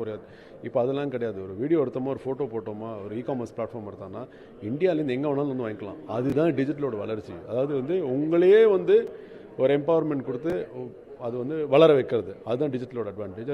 சவுத்துன்னு இல்லை, எல்லா இடத்துலையுமே சைக்கிள் பிராண்ட் சார் சொன்ன மாதிரி இதோட வளர்ச்சி இன்னும் நிறையா தான் வரும். ஏன்னா இன்டர்நெட் பெனிட்ரேஷன் ஏறிட்டு இருக்கு, 5G வரப்போகிறது. அது வரும்போது வந்து ஜனங்க வந்து அது வெறும்னா ஓடிடிக்கு மட்டும் யூஸ் பண்ணாமல் நிறைய விஷயத்துக்கு யூஸ் பண்ணுவாங்க. மற்ற நாடுகள், வெளிநாடுகளுக்கு அப்புறம் இந்தியா இன்னும் எந்த அளவுக்கு இன்னும் அந்த டிஜிட்டல் தொழில்நுட்பத்தை வந்து இன்னும் பயன்படுத்தணும்னு நீங்கள் நினைக்கிறீங்க? இன்னும் மேலே தொழில்நுட்பத்தை, இன்னும் அதிகப்படியான தொழில்நுட்பத்தை யூஸ் பண்ணுறதுக்கான விஷயங்கள் எப்படி கொண்டு வரணும்னு நீங்கள்? இப்போ பாருங்கள், நம்ம வந்து 132 கோடிங்க நம்ம பாப்புலேஷன். நம்ம வந்து இன்னும் இன்றைக்கி நேற்றுக்கு ரிசர்ச் படம் பார்த்தீங்கன்னா பவர் ஆஃப் மிடில் கிளாஸுங்கிறாங்க இந்தியாவை. இப்போ நம்ம 132 கோடிங்கிறது பார்த்தீங்கன்னா நம்ம அமெரிக்காவோட ஆல்மோஸ்ட் 3-4 மடங்கு ஜாஸ்தி. நம்மளோட பாப்புலேஷன் பெரிய அட்வான்டேஜ். மோரோவர் வந்து இந்தியாவில் வந்து என்னென்னா இந்த 30 வயசு கீழே இருக்கிறவங்க வந்து ஆல்மோஸ்ட் 30-40% இருக்காங்க. இது வந்து டிஜிட்டல், அதுவும் அதாவது நம்ம வந்து நம்மளோட அட்வான்ஸ்மெண்ட் இன்னும் நிறையா தான் போய்ட்டுருக்கு. பார்த்திங்கன்னா இப்போ வந்து மொபைல் ஃபோன்ஸ் விதவிதமாக வருது, 5G லான்ச் பண்ணிட்டாங்க. இப்போ பார்த்திங்கன்னா ஆப்பிள் ஃபேக்ட்ரி வந்து இப்போ இந்தியாவிலே பண்ணுறாங்க. அதெல்லாமே ஒரு பெரிய சிக்னல் இல்லை நம்மளுக்கு. அது பார்த்திங்கன்னா நம்ம வந்து இன்றைக்கி எல்லா லெவல்லையும் இருக்கும் நம்ம கம்பீட் பண்ணுறதுக்கு உலகத்தோட. ஸோ அண்ட் மோரோவர் இது பார்த்திங்கன்னா இந்த ஸ்டார்ட் அப் கேபிட்டல், அதே மாதிரி இந்த ஆப்பு முன்னாடிலாம் வந்து வெளிநாட்டிலலாம் பண்ணியிருந்தாங்க. இப்போ நம்மளே பண்ணுறோம் எல்லாம், நம்ம யாருமே எதிர்பார்க்கறது கிடையாது. We ourselves are a very powerful nation. இருக்கும்போது டிஜிட்டல் அந்த எக்ஸ்போர்ட்ஸ் வந்து ஓரளவுக்கு அந்த டிஜிட்டல் தொழில்நுட்பத்தை எல்லா துறைகள்லையும் கொண்டு வர்ற ஒரு சுச்சுவேஷனில் கொண்டு வர்றாங்க. ஸோ அந்த இதில் மக்கள் எந்த அளவுக்கு இதுக்கு இந்த டிஜிட்டல் தொழில்நுட்பத்துக்கு இப்போ அதை சார்ந்து வர்றாங்க, எந்த அளவுக்கு அடாப்ட் ஆகிருக்காங்க, அவர்களுடைய பயன்பாடு எந்த அளவுக்கு இருக்குன்னு நீங்கள் நினைக்கிறீங்க? இப்போ நீங்கள் பார்த்தீங்கன்னா கோவிடுக்கு அப்புறமா வந்து அப்போ தான் டிஜிட்டல் பேமெண்ட்ஸுங்கிறது ஆரம்பிச்சது. அப்போ வந்து ஒருத்தனுக்கு டிஜிட்டல்னு தெரியாத ஒரு பாமர மக்களுக்கு கூட வேறு வழி இல்லை, நான் காசு கட்டணும்னா இதெல்லாம் பண்ணணுங்கிறது ஆரம்பிச்சு இன்றைக்கி வந்து ஒரு பழக்கமாக போயிடுது. ஸோ அதனால் அது அட்வான்ஸ்மெண்ட்டுன்னு வந்துட்டே தான் இருக்கும். தேங்க்யூ.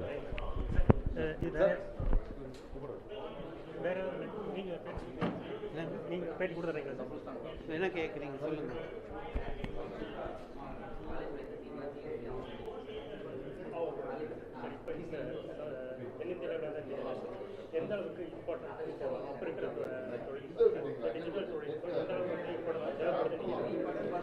அதாவது இந்த காலத்தில் பார்த்தீங்கன்னா நான் ஒன்று தான் எல்லார்கிட்டையும் சொல்கிறது என்னென்னா, go digital, otherwise you will be obsolete.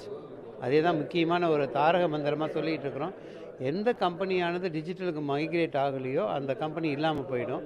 அதில் நீங்கள் எந்த பிஸ்னஸ் பண்ணாலும் தெரியும், ஸ்டார்ட் அப் பிஸ்னஸ்லேருந்து எந்த பிஸ்னஸ் பண்ணாலும் டிஜிட்டலுக்கு இங்கே மூவ் ஆகணும். அந்த டிஜிட்டல் சம்மிட் இன்றைக்கி இங்கே நடக்குதுன்னு சொன்னால் இது வந்து நிறைய பேர் நிறைய தெரிஞ்சுக்கலாம். முக்கியமாக மீடியாவில் இருக்கிறவங்களுக்கு வந்து digital is very very important.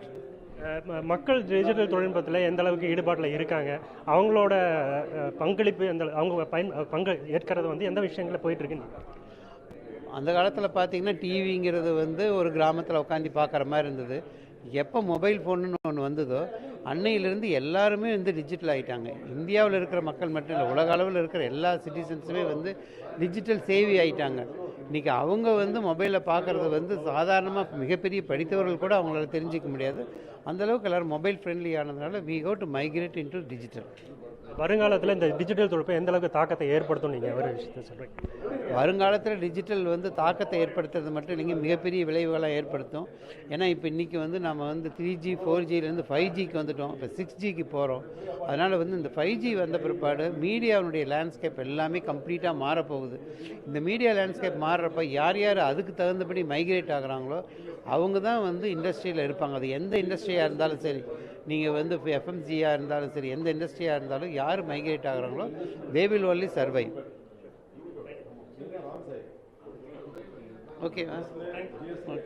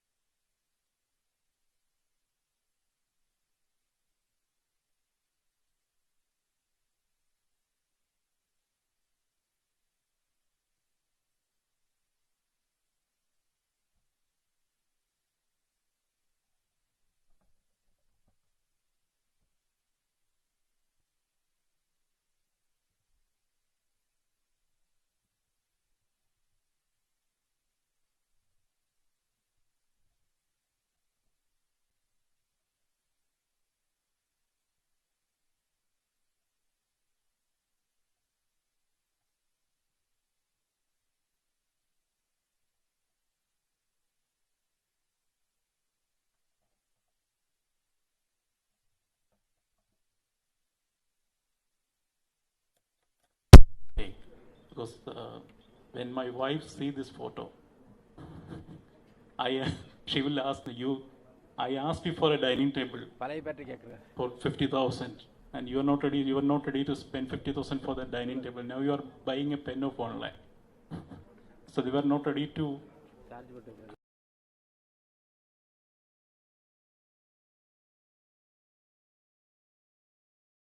create a heart connection with your customers. And most of the time we are getting orders for gifting writing instruments to the grandfathers, and during Father's Day, gifting to husbands. And some kind of emotional attachment is there when they give writing instruments to their loved ones. And it's a business that I enjoy a lot.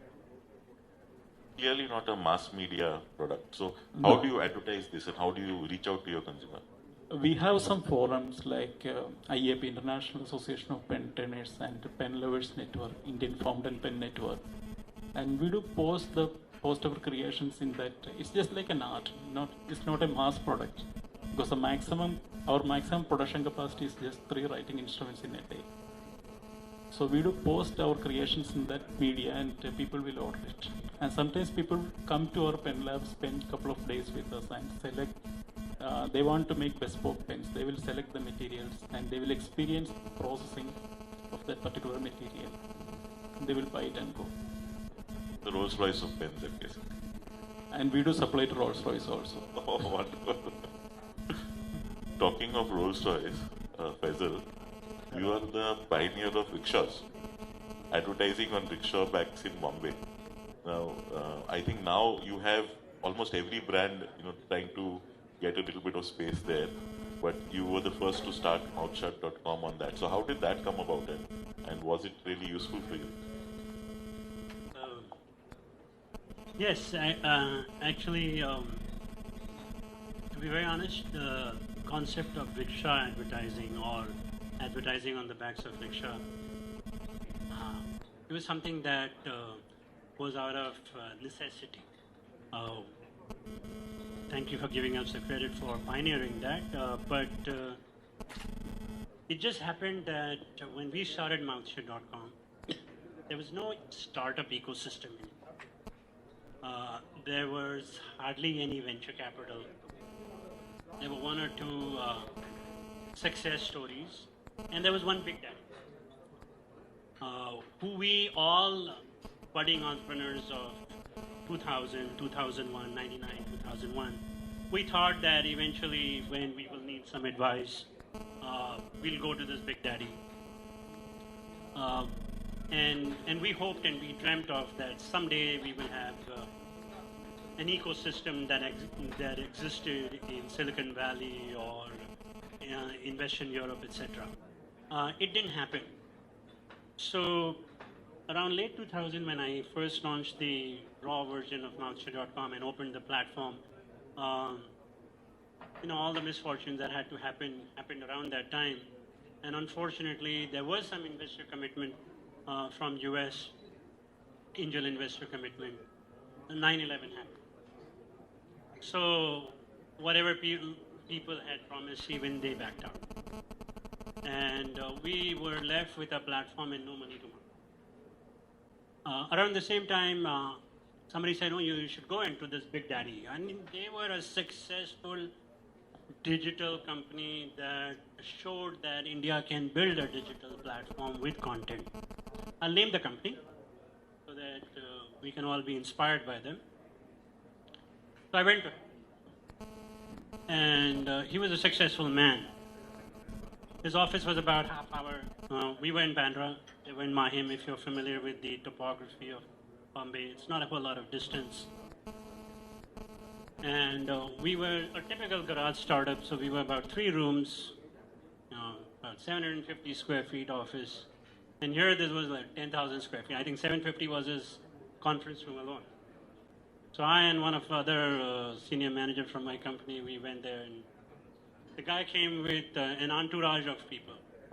And with all due respect, nothing to your age and all, but the average age of all the entourage of people who were following this successful budding digital king, he was truly the digital king of India, was about 50 years old. And I sat with him and I thought that, he has this huge inventory of online ads. My goal was, A, to get some hope that continue the good work. As Ajay said in one of the previous sessions, that they don't sell agarbattis, they sell hope. So we were not there to ask him for funds or something. We were there that he'll say, you kids, y'all are doing good stuff, continue, someday you'll see some success. So he comes, holds his legs with his 5 entourage, hangers, very senior people. Said, Mr. Farooqi, you're here. I see you started a site called mouthshut.com. As it is, I'm 23 years old, so I'm just, even more nervous with a 50-year-old. So he asked me and a couple of questions, and I said, no was the answer to all those questions. For example, he said, do you have 1 million visitors a day? And I said, no, sir, we just started. He said, do you have 1 million registered users? And I said, no, sir, we are about 300,000 users. So all those, as like my mom would say, some negative hi puchta hai. So all those were negative questions that he was asking. And finally, after 6 minutes, I didn't even get a chance to say anything that, sir, we just need some blessings from you. He said, Mr. Haruki, and like the Godfather, Mr. Haruki, you don't have 1 million page views, you don't have 1 million registered users, you don't have revenue right now. What are you here? What are we talking? And he, you know, like how it happens in India when you become very rich, or you become very big, and don't do that, because when I become big, I'll do worse. So he's become very big. I'll name it, or it's coming. And he leaves us and he says, Ajoy, make sure that they have coffee and all. Ajoy Krishnamurthy was his e-commerce head. He says, Ajoy, make sure that they have coffee and all before they leave. Like, bacche log aaye, take care of it. And I walked out of that office, and it was the most hopeless day of my life. That day I even questioned my own self, what am I doing? And it was so depressing, and I felt so dejected. Never in my own educational career, which was pretty bright, or my family conflicts with a lot of my siblings, it was all very uplifting. But here, this guy said, what are you doing? And there was no startup ecosystem, there was no Sequoia, there was no venture capital, there was no Tide, there was no NASCOM. NASCOM was serving all these switch companies, Satyam, Wipro, Infosys, TCS, Cognizant, HCL. So NASCOM also was like aloof. They didn't even care about digital, they were caring about more outsourcing. And I said, one day if I'll become successful, I will make sure that I mentor young people, free of cost. The guy was Rediff. His name was Ajit Balakrishna. He was an ad maker who somehow landed on digital and made himself successful. I don't know where he is. Somebody said he's in retirement in Kerala somewhere. But 5 years later, he kept calling me. He kept writing to me. And he ran into me at a conference like this. And he said, Mr. Faruqi, I'm trying to reach you. We want to learn some user-generated content from you. We want to do some partnership. And I swear to God, that was the biggest fun I had by not answering his calls. And I think by 2009, we were successful. It was a long-term bet. I helped found TAI in Mumbai, became a charter member, mentored a lot of startups for free. There were startups who were offering me 5%. There are a lot of these mentors who take 4%, 5% to mentor startups. I do it for free. I still do it for free. And my biggest passion is you have an idea and you are committed to idea, I'll help you. Most of the time, it is about the time. Now, you'll say, how is this connected to your Ajay's question about auto rickshaw advertising? So I came hopeless. Okay, 9/11 happened, some commitment, some term sheet, also they backed out. Here, Rediff's founder is telling us, what are you guys doing? So we were thinking about how to get the word out.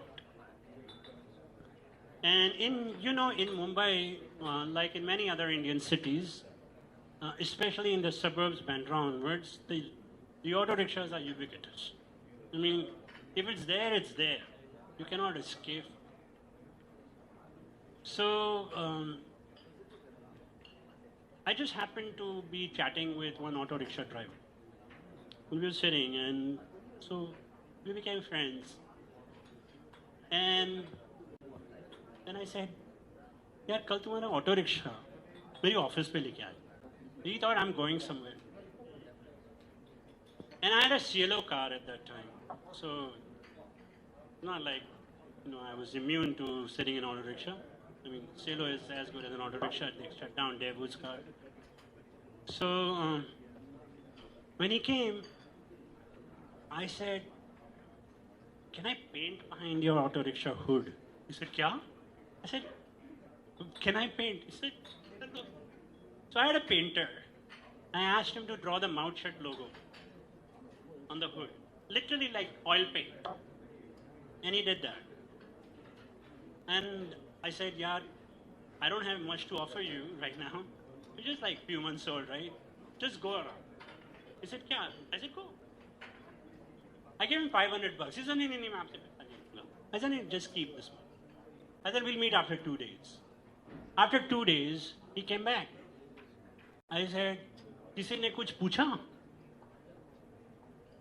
He said, किसके बारे में? I said, ये जो painting हुई. I बोले बहुत सी लड़कियां पूछी. A lot of girls asked about it. What is it? I said, oh, that is the right thing then. It's working.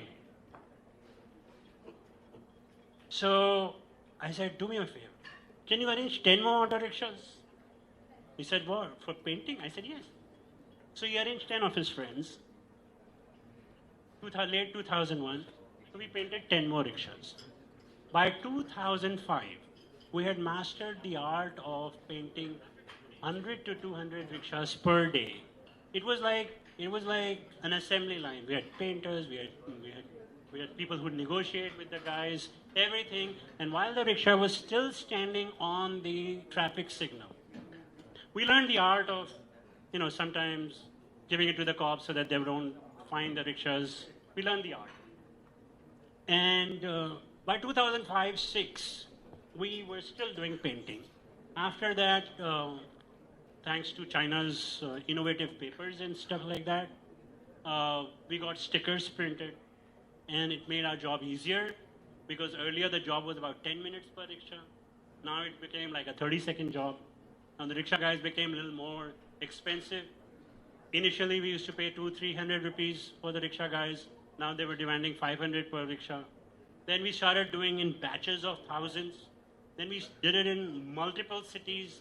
By 2010, almost every major city of India had a mouth shut rickshaw, at least 2,000 to 3,000 with the stickers.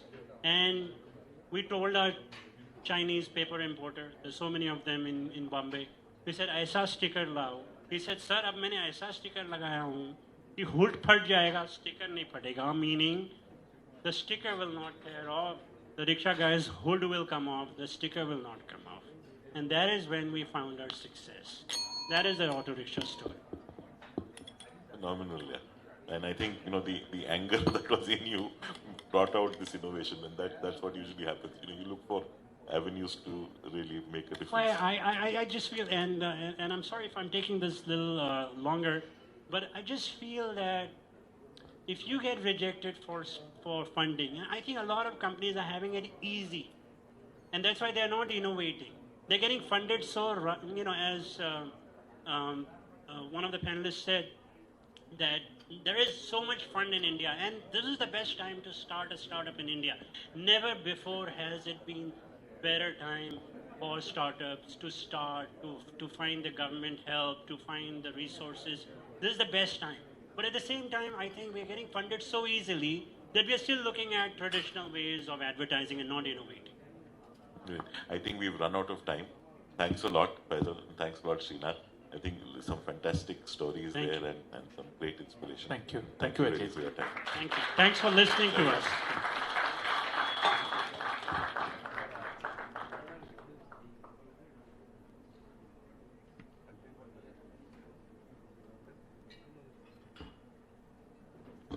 Thank you, sir. I request Mr. Navneet and PR Satish to come on the dais for the felicitation, please. Please, sir. Navneet, sir, and I also request PR Satish, CEO, MMTV, to come on the dais, please. Ladies and gentlemen, please put your hands together and welcome him with a huge round of applause.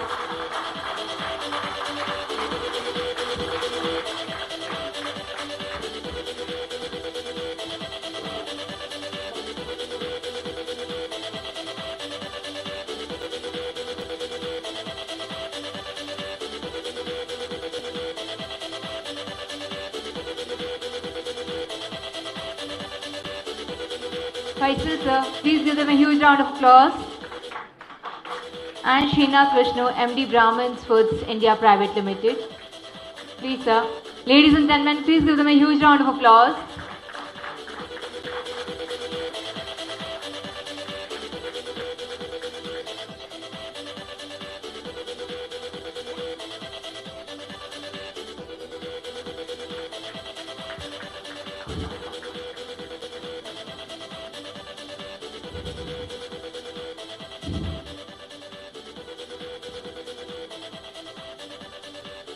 Thank you, sir. Thank you so much. So next, ladies and gentlemen, comes Dushyant Sridhar, who is writer, speaker, and Indian film director. A person who doesn't need introduction at all. He delivers discourages in Tamil and English and focuses on scriptures. He has delivered lectures for corporates and educational institutions, besides speaking at renowned conclaves. Has a wide spectrum of audience following him on YouTube with 25 million views and 1K videos. Ladies and gentlemen, please put your hands together and welcome Mr. Dushyant Sridhar on stage to speak on the topic, Power of Thoughts. Please, sir, can we have you on dais, please? Followed by 10 minutes Q&A session. Thank you, sir.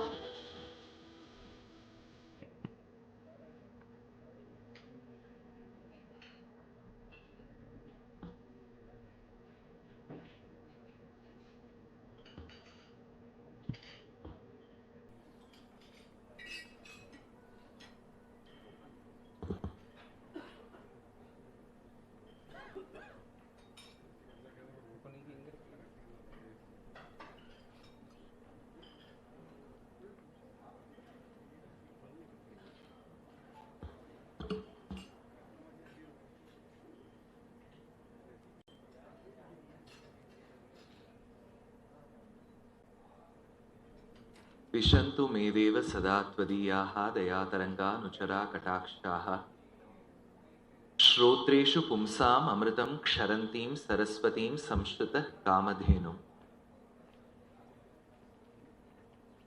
A very good afternoon to the August gathering.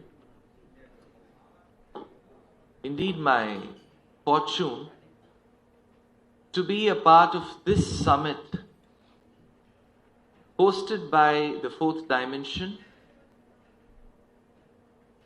I consider them my family and I pretty well know each one of them. I am extremely indebted for this invitation. I see so many such faces whom I've worked with, spoken to in the past, and this is happening in a city which is again in many ways the spiritual capital of the state. So kudos to the organization and all the dignitaries present in this summit. The topic that I have been ordained to speak is on the power of thoughts. Interestingly, in the English language, there's a verb, could be used as a gerund or as an infinitive, which is to think. So as I think of something, I contemplate on it, I internalize it. And in the process of me contemplating or internalizing, that process to thinking becomes a thought. So this word thought is very interesting. In English, you say, I thought of something, I thought of you, I thought of doing this. In that sense, it becomes a verb. The moment that verb gets crystallized, that thought becomes a noun. You say, I have a few thoughts to share with you. So the verb transitions itself into a thought.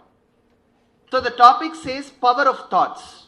So I can very well start with the process of thinking, contemplating, and then we can crystallize that to the noun form, which is a thought. Hyunzang, I hope I'm right with the pronunciation of the word, because most words which are non-Indic in nature have their own means and ways of getting pronounced. Hope the Premier of the Republic of China isn't listening to me, so I would like to pronounce the way that I have heard, which is Hyunzang of the 7th century. From the land of China, the Chinese civilization wanted to travel to India. And the historical records state that Huenzhang was not given permission to travel to India. This is what? I'm talking 1,300 years back, wherein this intellectual was not allowed to travel to India. So he took the long route. So he went to the Central Asian countries, crossed the Indus and reached India.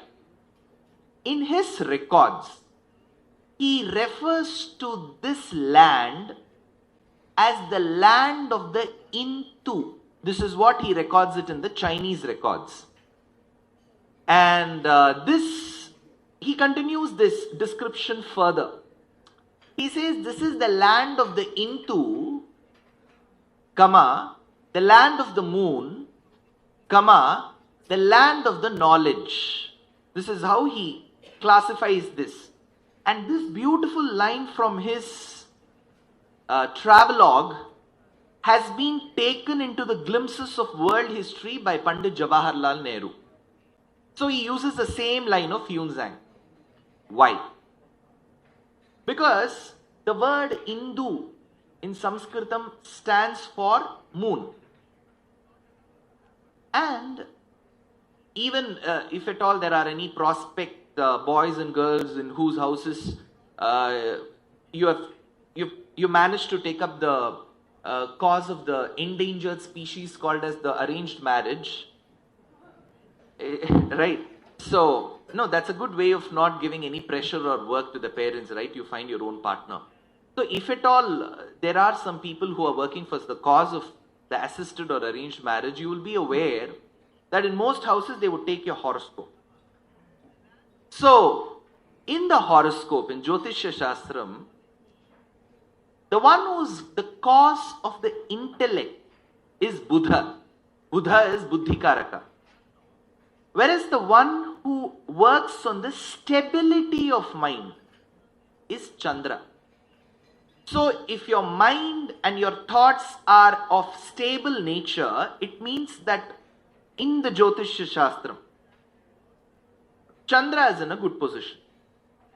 That is why when there is an instability of the mind, which is the instability of Chandra in your horoscope, the word lunar or lunatic is associated.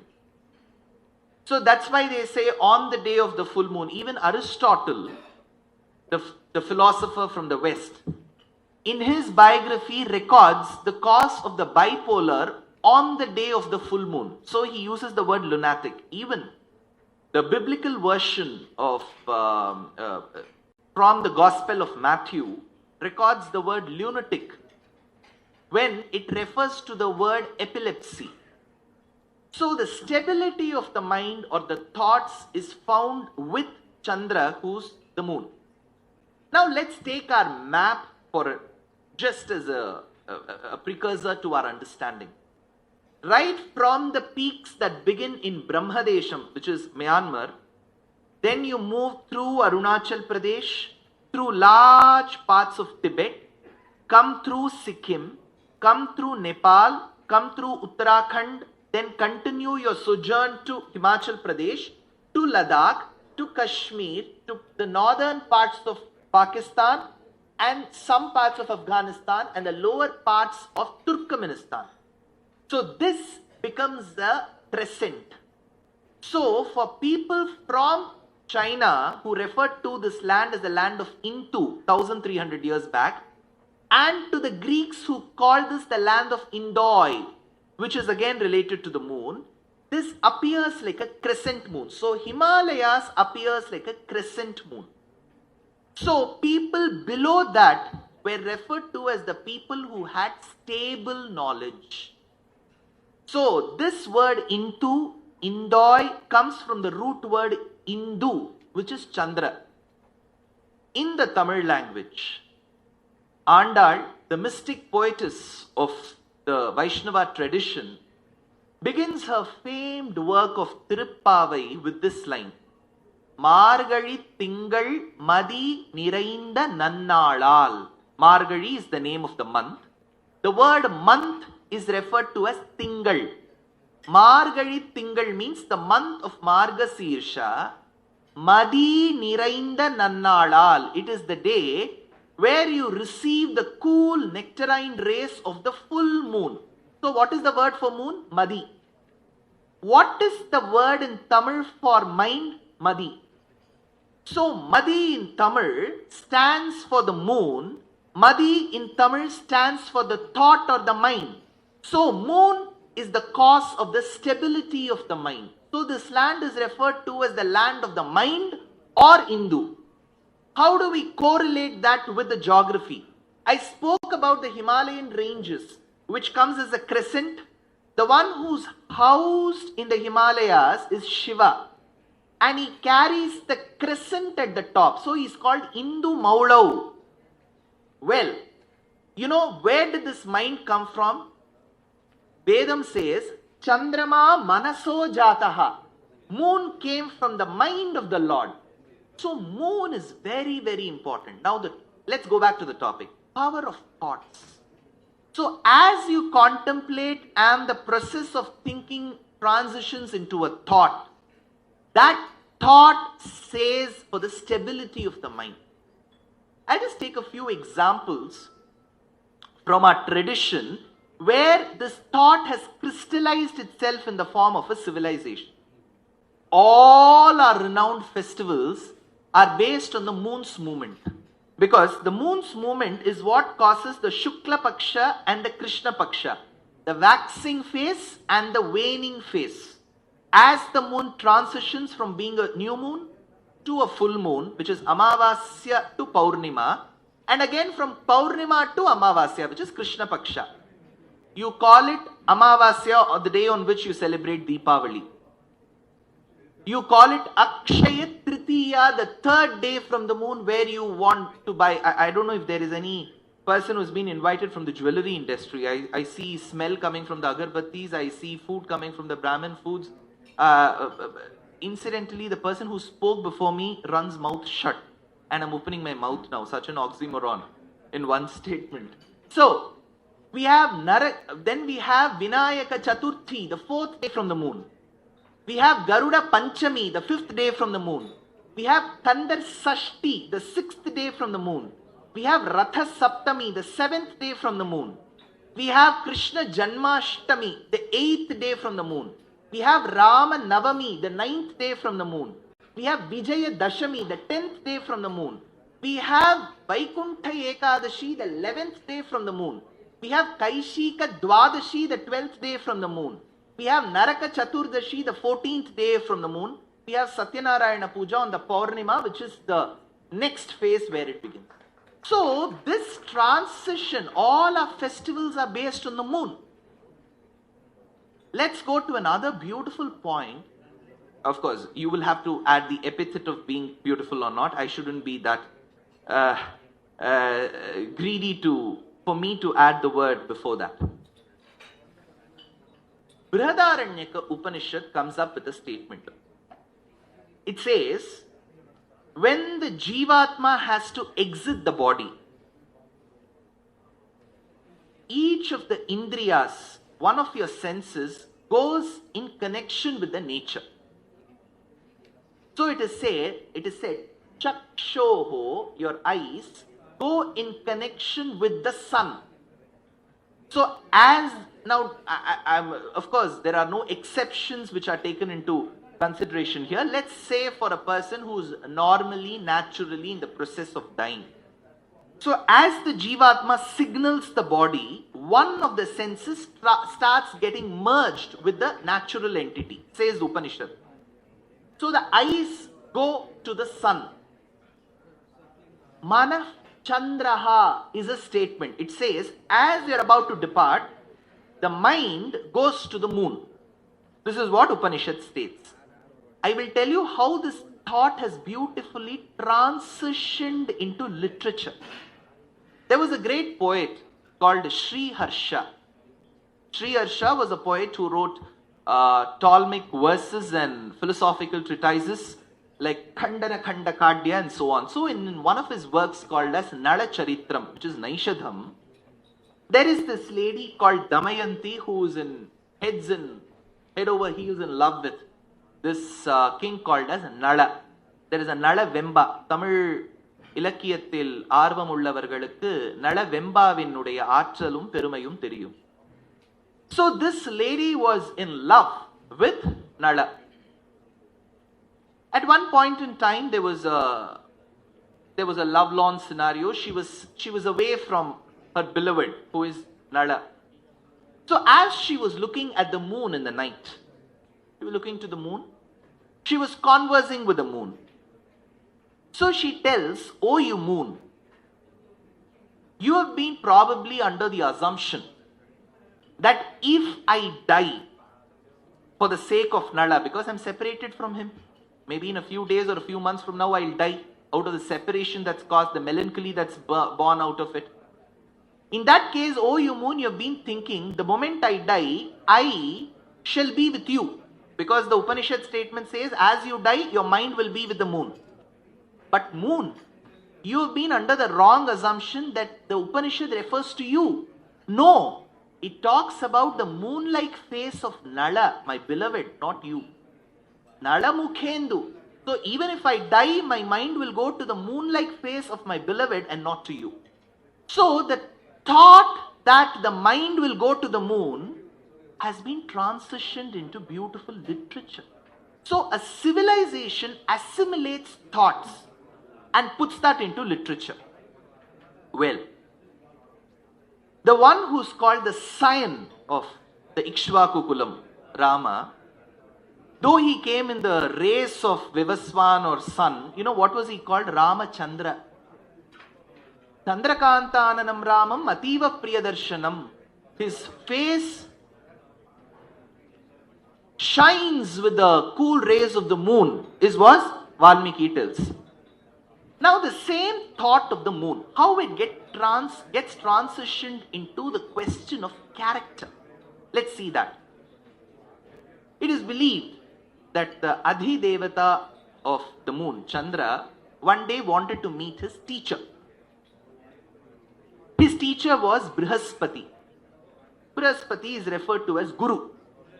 So he goes knocking at the house of his Guru. The Guru has gone somewhere on a 3-day sojourn. He is not returned. So the one who opens the door is the Guru's wife called Tara. So Chandra was one of the mind is the most beautiful, right? So you call it the beautiful mind. So if mind is moon, he was beautiful too. So as he was given entry to the room, to the hermitage, he was being given the hospitality thrown by Guru's wife Tara. Just in a span of 3 days, Chandra develops love with his teacher's wife. And his teacher's wife Tara and Chandra in a relationship for some time. Over a period of time, this lady turns pregnant. And she delivers a child who's called Buddha. So the son, biological son of Chandra and his Guru, whose Brihaspati's wife is Buddha. Now, this is a transition. Now this is what we have understood in the form of a story. Let's see how it gets transitioned to literature. This Chandra had many wives who were the stars. All the stars are wedded to the moon, is what the civilization states. So people will ask, on which tithi were you born? You may say, I was born on a Ekadashi or Dvadashi. Which nakshatra were you born? Nakshatra is Chandra's wife. All these stars, whichever star you name, the 27, they are all the wives of Chandra. So someone just remarked on a very, very light vein. I wouldn't even say lighter, it was the lightest of the veins that he remarked. He said, to every person, a primitive mortal existing on earth, he would say, let me introduce my better half. She's my star. How would Chandra do it? The stars were his wife. Right, so he didn't have to go elevating the wife to a star's position. The stars were his wife. So, Chandra had stars as his wife. One of the wives was Rohini. Any dignitary here whose nakshatra is Rohini? I mean not Raghuvaran's wife, the star. So there's Rohini here. So Rohini is the wife of Chandra. Rohini is incidentally a star and one of the famous wives of Chandra because he would take her only to the page 3 parties. So the other stars were not given that right. So his most favorite wife was Rohini. So Chandra had a relationship with a lady called Tara and they had a son called Buddha. So to Buddha, Rohini is a stepmother. So there's a mother-son relationship there. Ravana, let's go to Ramayana. Now let's see where the connection is. Ravana, who was the king of Lanka after he had seized it from his half-brother Kubera on a Sebi closing. So he owned the island, and the moment he heard the description of Sita given to by his sister, his widowed sister called Shurpanakha, he wants to have Sita for himself. So he uses the help of his magician uncle called as Maricha, and he comes all the way to Maharashtra to a place called Nashik on the banks of river Godavari. While Rama is moved away from the scene and Lakshmana runs behind to protect the call of help that was given by his brother's voice, Ravana comes in the disguise of an ascetic and he had to kidnap Sita. So his thoughts were, Sita should be in my harem. She should be in his thoughts the better half. So as he comes and approaches Sita, for a minute there was a change in the thought of him, that he couldn't actually force himself on her. So for a moment he thought that she should be respected. How do we know that? From a line. I'll tell you where that line is. The thought that she should be his mistress for a minute, for a second, changed to the thought where he said, how many of you have heard that you shouldn't be looking at the moon on the 4th night? Anybody? 1, 2, 3, 4, 5. You've heard it now. If you haven't heard it before, at least you've heard it now. So let's take solace in that. So, during the times of Krishna shifted his capital from Uttar Pradesh to Gujarat because there was some conflict with Bihar. Jarasandha, Magadha Desha Raja, was coming to Uttar Pradesh, so he shifted the entire citizenship of all the people to Gujarat. So women were surprised, they were flabbergasted, they went to the mirror and saw what was a sari on the previous day this way became the other way round in one night. So from dal khichdi, they transitioned to dokla, chunda, fafda, thepla, khandvi and kotbari vadi. So they just transitioned one day. So Krishna was now ruling Dwaraka and Gujarat.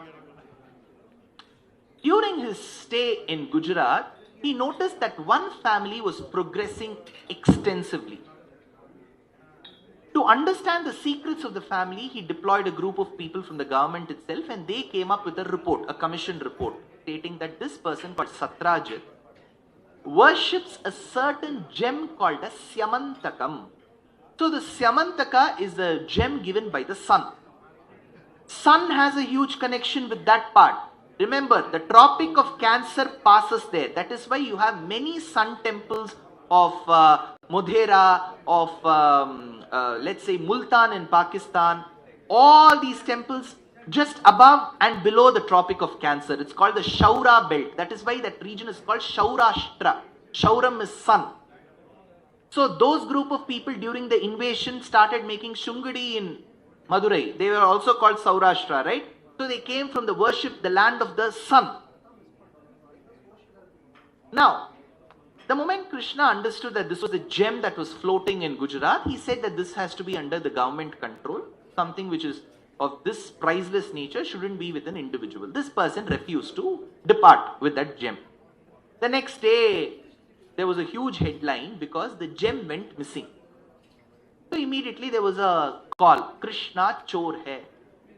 Because he had asked for the gem. Next day the gem goes missing, and Krishna didn't have a reputed history with integrity. So he was called Ranachodarai, he was called the Chor and everything. So obviously fingers were pointed to Krishna. Krishna was amazed and flabbergasted to say the least. When I did steal butter, people were justifying my act, and today when I'm doing nothing, people call me a thief. So he had to excuse himself from the accusation put at him. So that's when he goes to the forest and gets the gem back from, that's a different story. So he gets the gem back. Then he comes back and starts wondering, why should an accusation such as this, which is false in nature, fall on me? That is when Narada comes and says that you looked at the moon on the fourth night. So this accusation has come because it's a belief that when you look at the moon on the Chaturthi night, a false accusation will always come on you. So to mitigate that, Krishna performs this vratam called as Vinayaka Vratam, which has been mentioned by Muthuswami Dikshitar of Tiruvarur. Tiruvarur has produced many intellectuals, just not one. So in the list of intellectuals, we have one called as Muthuswami Dikshitar, who says, Rauhiniya Nujarchitam, the one who has been worshipped by the brother of the son of Rohini. So Rohini incidentally was the name of Balarama's mother. So Balarama's mother, Rohini's son Balarama, was called Rauhiniya. His Anuja, whose brother is Krishna, Rauhiniya Nujarchitam. So to mitigate that, this thought is just not local in nature. We talk about local products, right? This is transition boundaries. Even Krishna Devaraya in his magnum opus called Amukta Malyada, a Telugu classical work, says, it seems Andal used to look at the moon. If you look at the moon on the fourth night, the false accusation will come on you. You will become a thief. But when moon looked at Andal on the fourth night, it seems he was called a thief because he robbed away the beauty of Andal. So literature carries the concept of thoughts. So today, where I began with the very process to tell that Indu, Indoi stands for Indu, which is the moon. And this land was called the land of the moon, the land of the knowledge, the land of the stable knowledge. I don't know how many of you follow the Tamil yesteryear movies. There's a beautiful dialogue from Poombuhar. Vijay Kumari carries that anklet in her hand. She has been crystallized into a statue. And there was an issue where to keep her, facing the city or facing the sea in Chennai. Let's now remember Vijay Kumari for some time. So she carried that anklet, seeking justice for her beheaded, guillotined husband. She goes to the court of the Pandian, called as Nedunjaliya Pandian. You know what she says? Nedunjaliya Pandiyane, Needi Tavariya Unakku, Venkotra Kudai Edarku. This is a dialogue from the movie. Why? Because most kings in those days, all three functions were combined into one person. If the city or the province is in trouble, the king has to personally go and fight. If there is an issue, there is an issue that has come up to the king's court, the king has to become the judge. If there is a question of arts and culture which is to be nurtured, it is the king who has to do it. Everything was centralized in the king. Today we have separated that. Suppose I have an issue, I go to the court, the judgment is given by the court. If there is an attack from China or Pakistan, the army fights it. So there is no one leader who encompasses all these functions. But in those days, the king had to be learned. The king had to be very good in making decisions and giving judgments. The king had to be valorous to fight his enemies. The king had to be a patron and a fan of arts and culture. So that is why you have a Chola Raja who used to give decisions. The same Chola Raja used to have a naval fleet like Raja Raja Chola to fight the enemies. The same Raja Raja Chola will build a temple also. So he had to be everything. This is too much of an expectation today. Right? You can't expect everything to come into one person. One in one person itself is such a task today. So you had everything. Now, how was the Venkotra Kodai? Venkotra Kodai will just be a replica of the Himalayas, if you see. I spoke from Myanmar to Afghanistan, right? So it comes like a crescent moon. So the king had to sit under the replica of the moon, and the moon that gives a cool rays, even the umbrella had to give. So Venkotra Kodai, because the king had to make decisions with a stable mind. So Kannagi is asking, when you have made a wrong decision to kill the wrong person who's my husband, then you have not made a stable decision at all. Your mind has not been functioning. In that case, why do you need the umbrella? Needi tavariya unakku venkotrakudai edarku. Because this is the land of the moon, the land of the knowledge, the land of the stable knowledge. Now that I've covered Krishna, Rama, some parts of history, let me get to the Tamil literature. Andal, the mystic poetess, the apt, this would have been an apt topic had this conference happened in Madurai, because they own Andal, right? Nevertheless, for a few minutes, let's say Kongu Nadu also owns Andal. Now, Andal tells in one of her pasurams, Kilvanam Vellendru Yerumai Siruveedu Meivan Parandanagan Mikkulla Pillaigalum Povan Pohinnarai Pogamal Kattu Unnai Kuvuvan Vandu Nindrom Koduthalamuraiya Pavai Elundirai Paadipparai Kondu Mavai Pilandanai Mallarai Mattiya Devadi Devanai Sendru Nam Sevittal Avavendru Araindu Arul Yelor Embavai. So here, Andal, she is in the process of waking up her friends. She says, I don't have to have the anubhavam, the experience of seeing Paramatma just alone, ekakina rameta, let me have some friends too. So she goes knocking the door of her friend. The friend is totally lethargic. The beauty was, Swati is such a good friend, she was talking about exercises. I'm just in the other end of the spectrum. I take an auto rickshaw to go to my bathroom.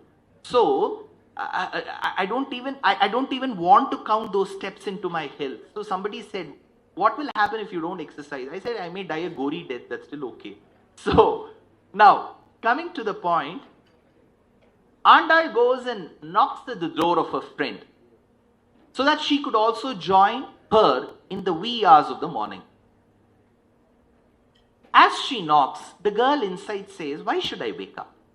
This girl is a very, very, Hindi mein jo bolte hain chalu, very clever. She knows what to talk, how to talk. So this girl has been debating with Andal. So the girl inside says, I won't wake up. Andal tells, you have to wake up, you have to join me. See, other friends have come. So the girl inside asks, what is the sign that the nature shows that it is early hour? You could be, I remember my mother, she will wake me up at somewhere around 3:30 or 4 in the morning, and I'll ask, why are you waking me up now? It's already 6:30, she'll say. So I would wake up, and then to my loss, I'll find it will be 3:30. So probably Andal could also be playing prank with her friend, right? So this girl inside asks, Andal, you're waking me up. You tell me, why should I wake up? What is the sign that it is early morning? Andal tells, Kilvanam Vel Endru Yerumai Siruveedu. Kilvanam is lower horizon.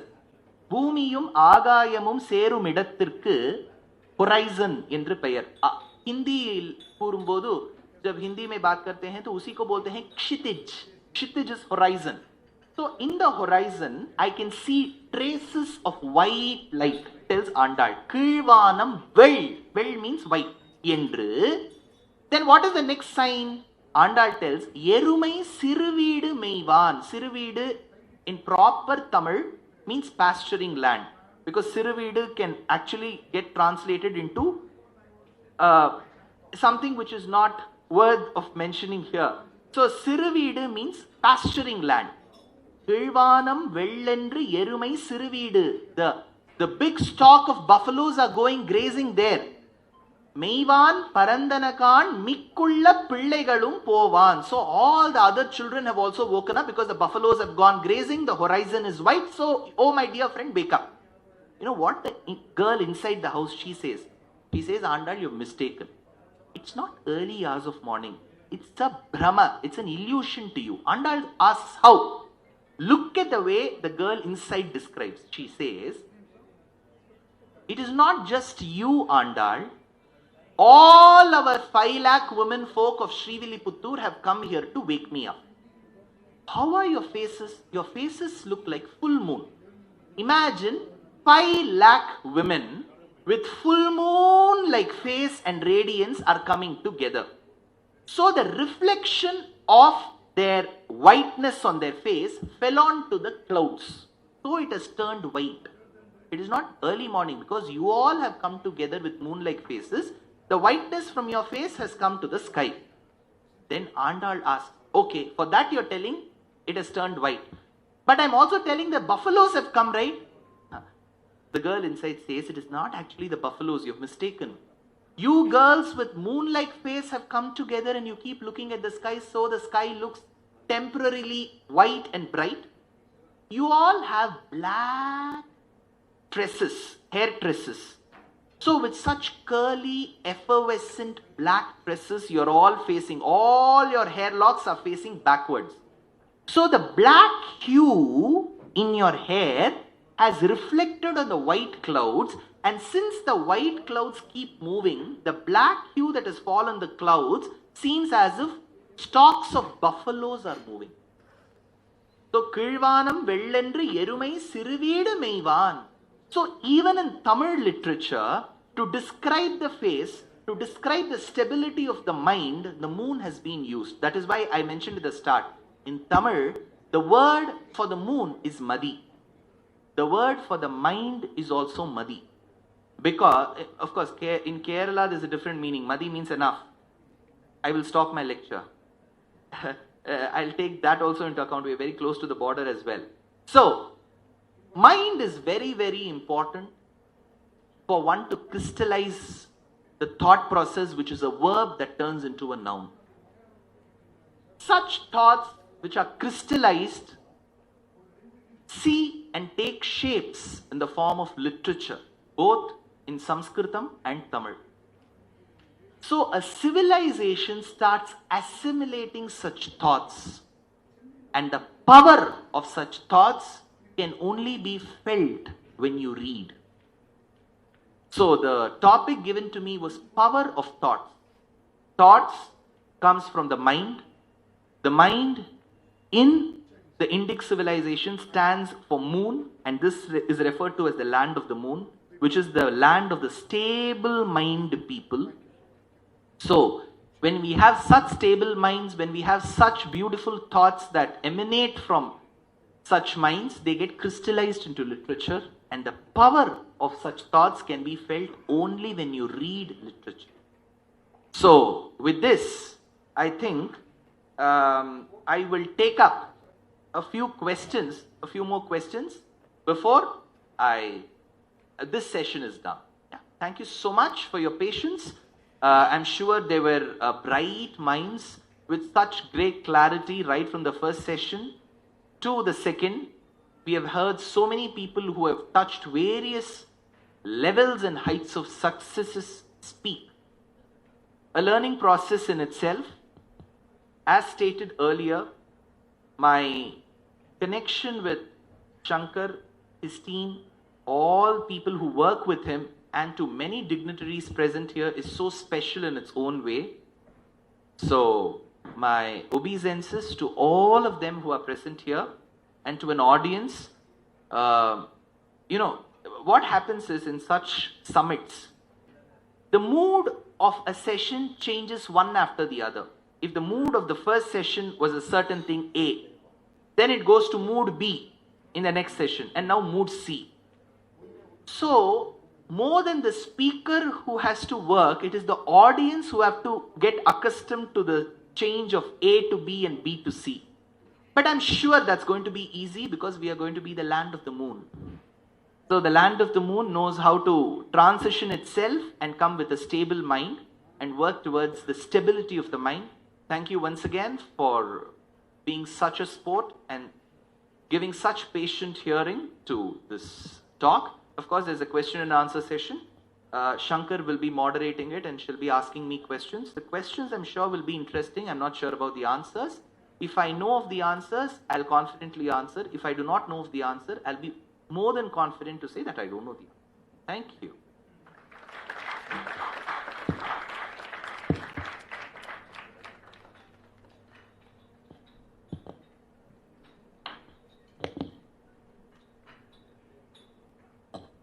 Hello. Dushyant, thank you so much. Pleasure. A lot of people who are asleep are. No, I'll start on the lightest way. No, they're contemplating about the moon. Oh, good. Dushyant, we have a lot of fans who follow you diligently on all forms of media. See, there are a lot of questions which came. So I'm just taking two. And you have about 10 minutes to complete. Sure. Coimbatore wants to know. Okay. Now the first question is, Dushyant, there was a time, I can't quote verses like you, there was a time when Ram was really upset with Sugrivan. With 4 months of monsoons, he was waiting for Sugrivan to come back and help him with those monkeys and all that. And when his frustration was at its peak, he finally sends Lakshmana to go and meet Sugrivan and reminds him of his promise. So what I would like to ask you, now there are two ways of looking at it. You look at Ram and Sita either as normal human beings, or you look at them as Vishnu and his wife. Was Ram, who's known to be the absolute man, was he sent Lakshmana to meet Sugrivan to vent out his anger. He was like frustrated. I would like to understand it as to what was his thoughts then and what was running in his mind. Was he wanting to do something else? Okay, now the second question.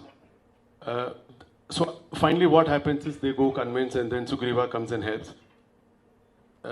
Then we have Hanuman who goes and meets Sita and then they give Chudamani and so. There's a time when Hanuman tries to convince Sita in saying that I have a long tail. Why didn't you come with me? I'll take you to Ayodhya. Sita refuses. He says that no. We've all heard from your discourses and whatever little we study that she's the absolute power. She's known for everything. She's not curt, but she's known to be a very powerful lady. Was there a thought running in her mind at that point in time that she was basically trying to question the ability of Rama? At some point in time, she must have felt that this is not what it is. I'm equally frustrated. So these are the two questions, and then it would be good if your replies come in as normal Rama and Sita, not as. That's it. Okay. So, in the 10 minutes that was allotted for this question and answer session, I'm thankful that Shankar has taken 3.5 minutes. So, I'm left with 6.5. So, I'll be very quick. So, to the first question that he asked, as to there was an MOU signed between Sugriva and Rama. The memorandum of understanding was, my wife is lost, your wife is lost. I shall help you in the process of getting your wife back, and you should help in the process of getting my wife back. That was the understanding. So Rama cleared the first part. The first clause 1A and 1B was done because he helped vanquish Vali. He made Sugriva the king. He made Vali's son Angada the heir apparent, the Yuvaraja. Or in Tamil, the word that has been misconstrued and construed in the political and the cinematic circle, Thalapadi. So he made Angada the Thalapadi. Let's take the word as just the way it appears in the dictionary and let's not add any flowery emotions to it. So after having made this, the promise was to be kept up by Sugriva, because Sugriva said, the moment I am helped, I shall help you back. So in the 4 months time, which is called Chaturmasyam, heavy monsoon season, he said, my monkeys cannot go in search. They have a huge sinus problem. So they can't search during the 4 months of the monsoon. So let's take a sabbatical. After 4 months, I shall get back to you. So Rama was waiting for the blue tick of, not the Twitter, it's chargeable. So he was waiting for the non-chargeable WhatsApp blue tick. So WhatsApp also gives a tick if you have not turned your settings off. So he was waiting for the tick because Rama had sent a message to Sugriva, when is your turn? 4 months to ho gaya, kab aane wale ho tum? So 4 months happened and then there was no network at all from Sugriva's land of Kishkinda, which is Bellari. So the moment Rama got this situation gauged, he sent his brother. So here is where Shankar asked the question, Why should Rama went? Because Rama is called as the complete man. He's the Raymond of those days. So, when he's the complete man, how could he manage to get angry? First of all, this is the way we have been told. Because we never read the original book. We always read the statement issued by a political leader who has never read the book. That's how we are. So the original book doesn't tell that Rama is a complete man and all of that. It is the biography, a prosopography of a man whose life you can learn and unlearn from. Simple. So in Rama's life, Rama had his own set of values and perfections and small set of imperfections too, because that is what makes you a complete man. If you become completely devoid of flaws, you become divine. So he was trying to be as human as possible. In the process, Rama was of course a person who had to vent his anger because his wife is lost, he has lost his kingdom, his wife is lost, he is in a no man's land, and he had made a vow that he will not enter any kingdom. Nagarathukulla nozhaiya maaten. I will always stay in the outskirts. Once upon a time, Chennai had its own outskirts like Tambaram and everything. Now, Chengalpet is an integral part of Chennai. So, I don't know which is the outskirt of Chennai. So, let's say Bangalore is the outskirts of Chennai. So, he was staying in Bangalore. And that is when he sends his brother. Because it was a custom in those days that you always let people of their positions meet. A foreign minister always is welcomed by the foreign minister of another country. So Rama did not want to go meet Sugriva because Sugriva was paying his taxes to the Ayodhya processing center. Ikshvakuna miyam bhumihi sashaila vanakanana. So he was a subset of the superset called as Ayodhya. So Rama could have not met him formally. So he sends his brother. So one is an act of vent. You went off your anger. Second, you remind the other person your promise. See, it's not only anger. You have to remind that person because that man was a monkey. Monkeys are generally fickle-minded. Kshana-chittam, kshana-pittam. They are very indecisive. So you have to remind the indecisive monkey to be decisive at least for a moment. So he had to send his brother. The third reason is, if you suppose you have made a promise to do something and you don't keep up that promise, you shall incur sin. So Rama did not want his friend Sugriva to incur the sin of not keeping up his promise. So he sent his brother. So all these were reminders given to Sugriva. Why did I touch upon the point that Rama should be treated the way Valmiki is given? Because Valmiki has treated him as any normal human being. So beautiful. Of course, we worship, we pray. But when we pray, we see him as a human being who encompasses pluses and minuses.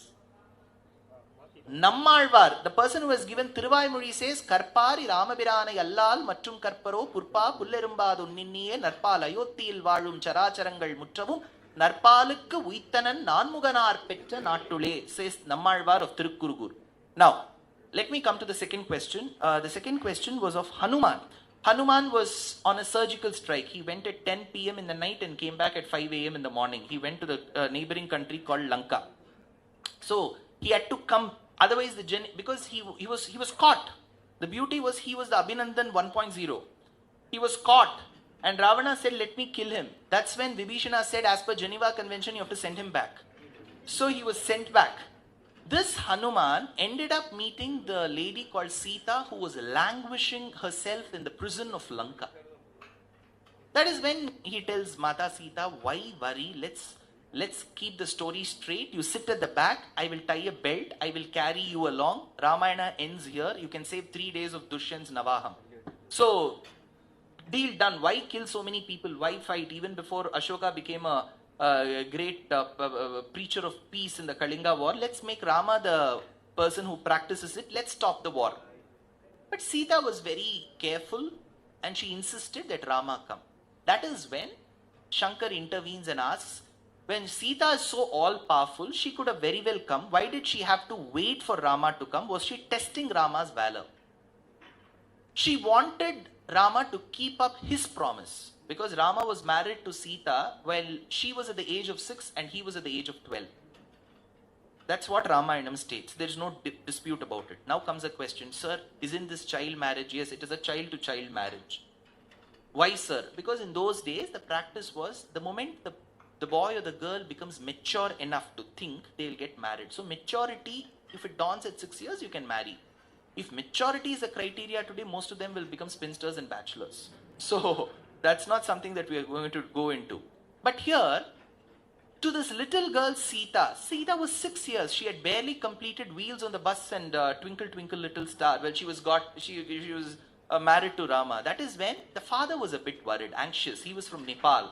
So Janaka said to Rama, who is from Uttar Pradesh, that my daughter is getting married to you. So what will you do with my daughter? Don't worry, I will take good care of her. Because he is 12 years, she was 6 years. So he's promised that I will take good care of her. Now Sita wants Rama to keep up his promise.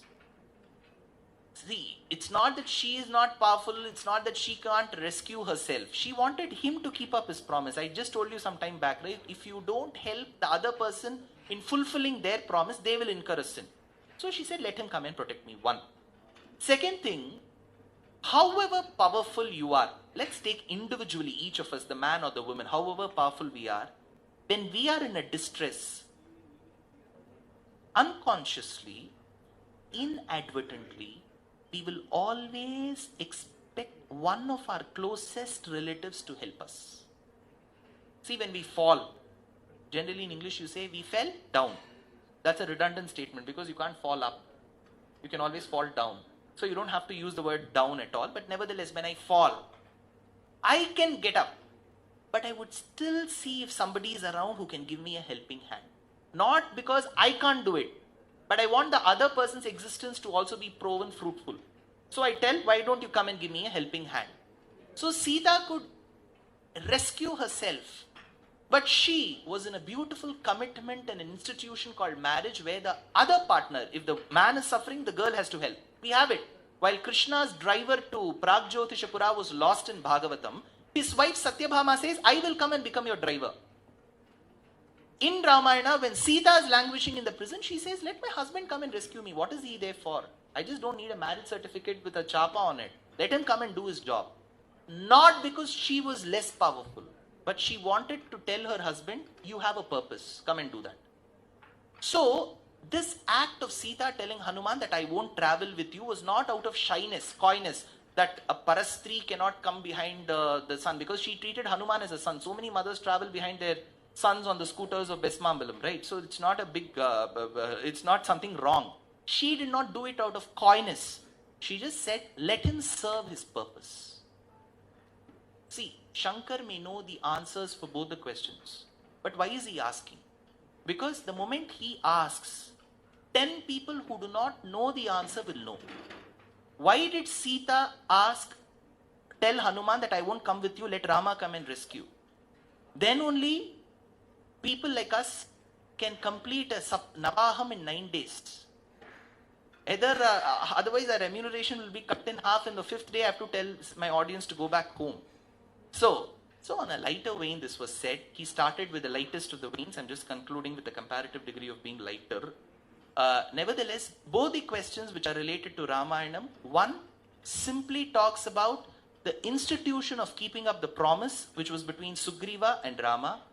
Second talks about the institution of the marriage between Rama and Sita, where one partner holds the other with respect. So these are the two questions. I hope I've answered. I've taken at least 12 minutes, a few minutes more than what was subscribed to me. Any more questions? That's all. Done? Yeah. Thank you so much. Thanks, Shankar. Thank you so much, sir. I request Chitra ma'am to come on the dais. Chitra ma'am to felicitate, sir. So, Chitra ma'am, founder and MD of Benchmark Event India Private Limited. Ladies and gentlemen, please welcome her with a huge round of applause.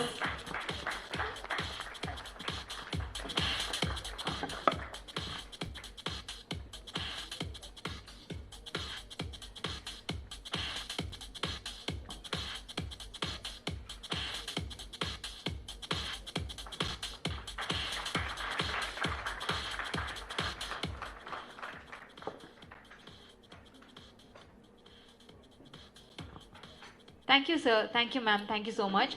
So next, ladies and gentlemen, we'll move forward with the panel discussion 1, Power of Regional Vernacular in Digital Media. And I would like to call upon our moderator, Rohit Bhagat, founder and CEO, to come on the dais, please. Followed by panelist Shikhar Chaudhary, Cognitive, to come on the dais, please. Next, I would like to call upon Rohan Chincholi, Head Digital Services, Havas Media Group India to come on the dais, please. And also I would like to call upon Dr. Shashi Anand Sridharan, Vice President, Kalasalingam Academy of Research and Education to come on the dais, please. And I would also like to call upon Balaji V, CEO and founder, grade1to6.com to come on the dais, please. And last but not the least, I also request Dr. Rajamani, CEO, New Generation Media and New Era to come on the dais, please. Ladies and gentlemen, please put your hands together and welcome our moderator and panelists with a huge round of applause, please.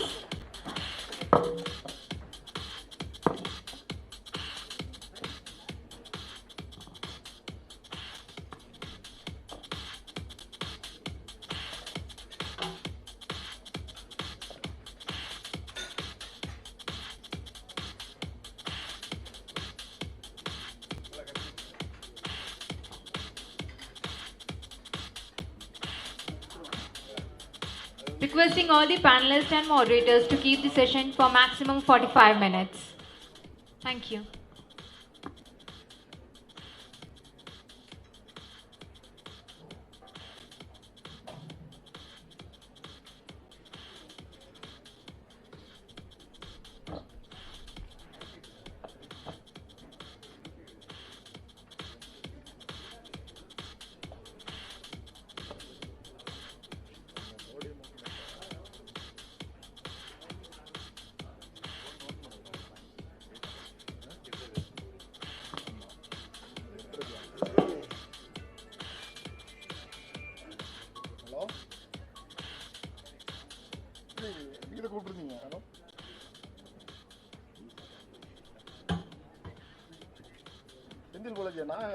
Source கொடுத்துருக்கேன் இந்த நம்ம event source கொடுத்துருக்கேன் நான் என்னோட ஆமாம் ஆமாம் ஆமாம் ஆமாம் அப்படியே தான் okay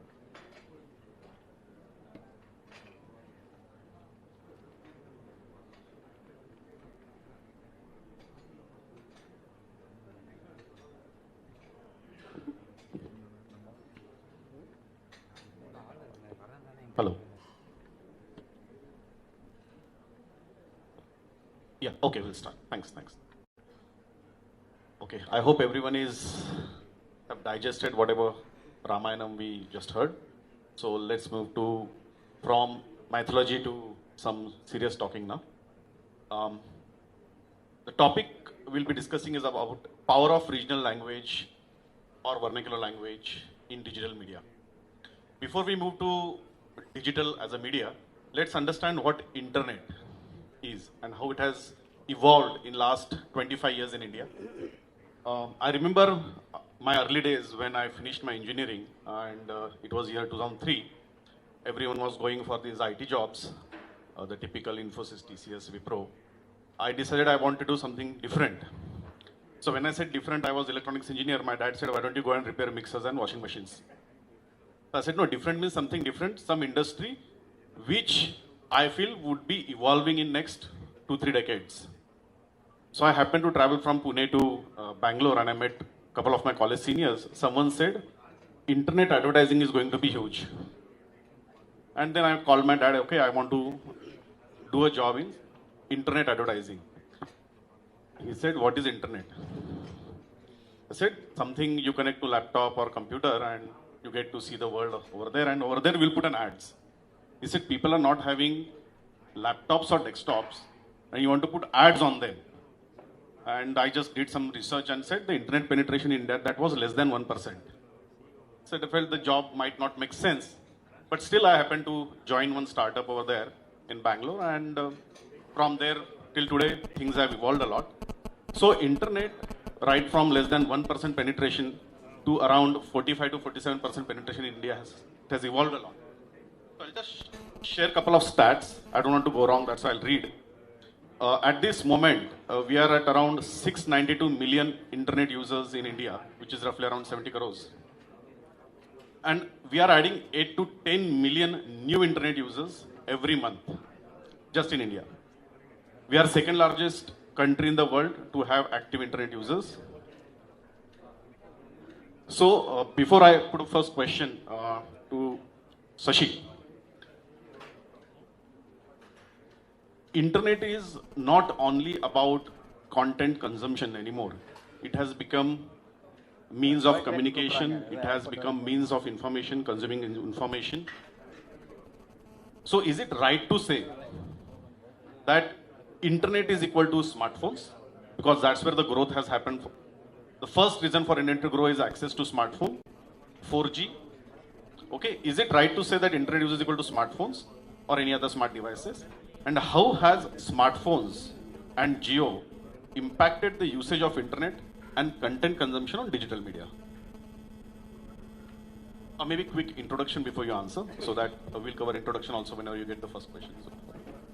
Good afternoon to all. I am Dr. Sashi Anand and I am the Vice President of Kalasalingam University. We are located near Madurai in Srivilliputtur, and Andal, the birthplace of Andal, the previous speaker was also speaking.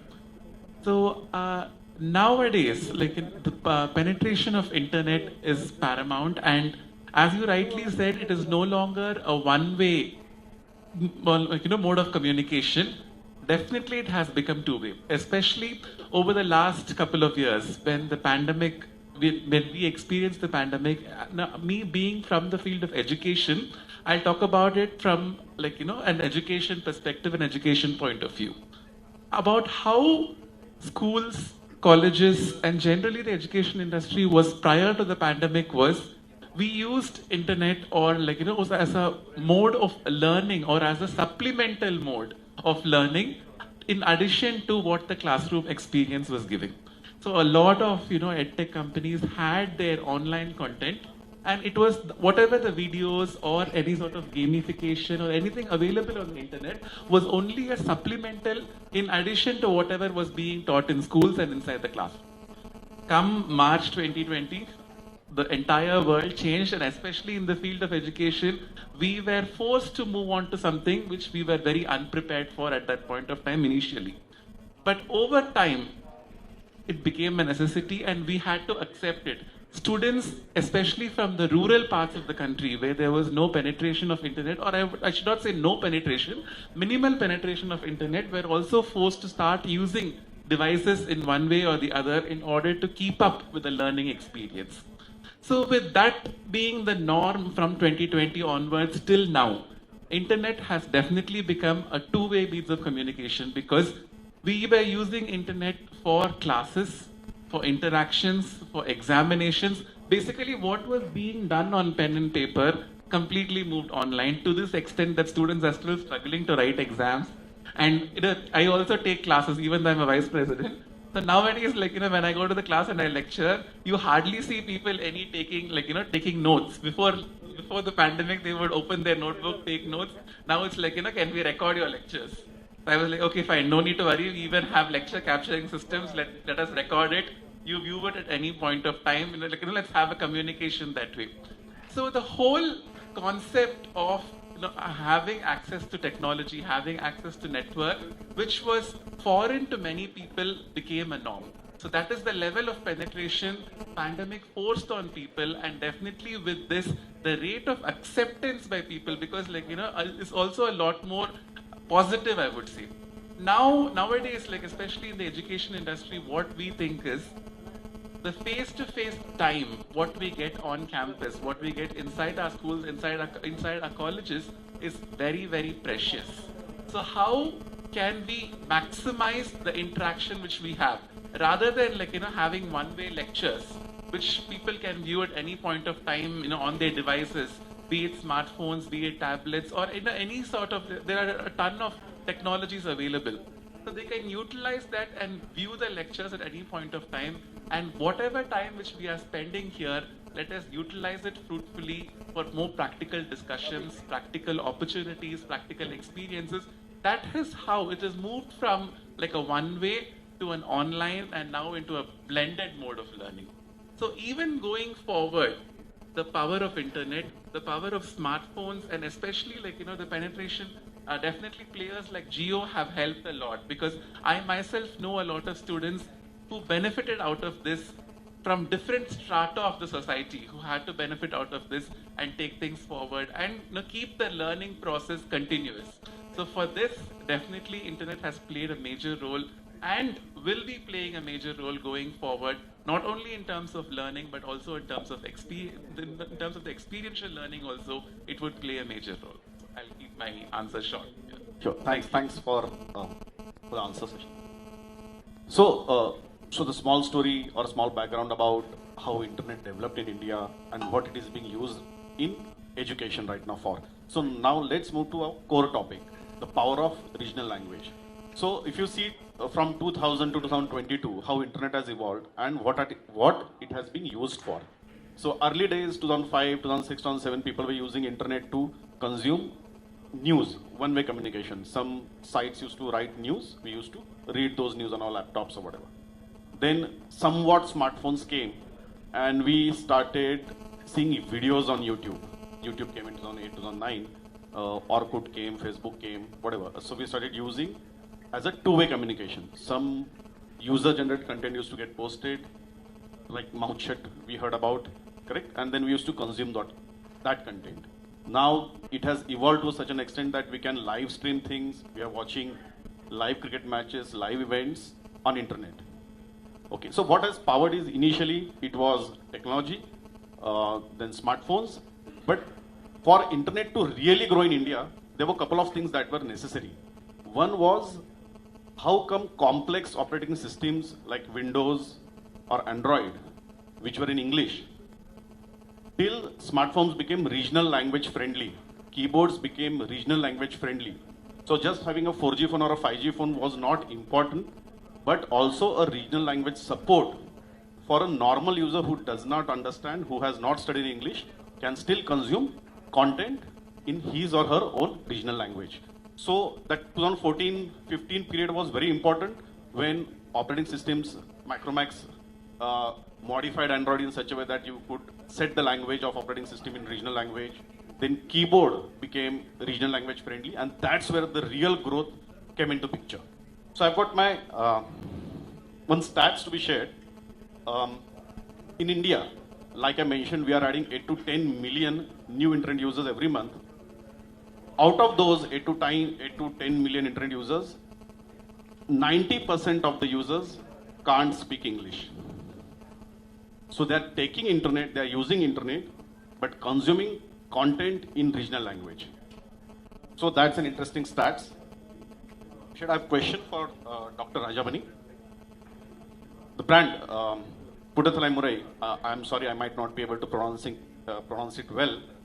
I don't understand Tamil. So, is in the business of TV, print, and now digital. And you being prominent brands in Tamil-speaking audiences, how your journey has been in running the regional language content across the media, be it TV, print, and recently digital? And what are the challenges and opportunities in running the regional language content business, and how it has grown, and what are the changes have happened in last 5, 3 or 2 years? Actually, it's a very good question. First of all, I want to tell all of you that the Puthiya Thalaimurai, you just mentioned the Puthiya Thalaimurai is new generations. New Puthiya means new and generations, Thalaimurai. And this particular thing, how they started, the promoter Satyanarayana, how he started this particular idea, he is the person who really wanted to do a lot of things for the students. And then I think he is having his own SRM University in Chennai and Amravati Nagar and Sikkim and all these things. And he started his own, in addition to his university, he started his own technology company. After doing the technology company, suddenly his mind went for the writing. He wants to develop his writing skill and he wants to convey a lot of things to the younger generations. Then he started the Puthiya Thalaimurai magazine. But Puthiya Thalaimurai magazine, those days, before COVID, I am just telling you, it is a real favorite magazine for all the school students and college students. And he introduced the women pen, Puthiya Thalaimurai pen and Puthiya Thalaimurai Kalvi, Puthiya Thalaimurai educations and all these things. It went on very well. And then suddenly, 11 years before that, he got that idea, why don't you convert this kind of similar idea to the media? So he started that Puthiya Thalaimurai television channel. When he wanted to do the Puthiya Thalaimurai television channel, his mind went whether I should go for infotainment or news. That time, you know that time the Indian Tamil Nadu government, you know, this side and that side, this side and that side, So that time he started the Puthiyathalaimurai News Channel. And the Puthiyathalaimurai News Channel, one side is Sun TV, I can just tell the name also, Sun TV, the other side is Jaya TV. People wanted to get some kind of neutrality. I want to know what is really happening. Then he started the Puthiyathalaimurai News Channel. That became very, very powerful. Within 2 months, 3 months time, it became the #1 channel. And then it really went all these things. The only one idea he is always having in his mind, media ethics. In Tamil, we are calling as media ethics means, you know, that media is our Thagaval Thorabu Sadhanangal.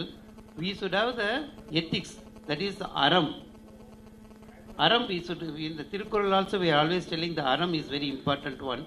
So in the channel, he doesn't want to put any kind of advertisement that shows a little bit that side or this side. He doesn't want to put a lot of crime shows and all these things. His idea is all the time, whatever people wanted to see, we can give. We can give the ratings and all these things. But that's his idea is not like that. Whatever people wanted to learn from the media, whatever people wanted to learn and whatever people wanted to use that one for the standard of living, we have to use that one for the media. So this, basically, currently it is really different from all the news channels. He started the Puthiya Thalaimurai News Channel. It became very popular. After 2 years afterwards, he wanted to start the entertainment channel also, Puthiyugam.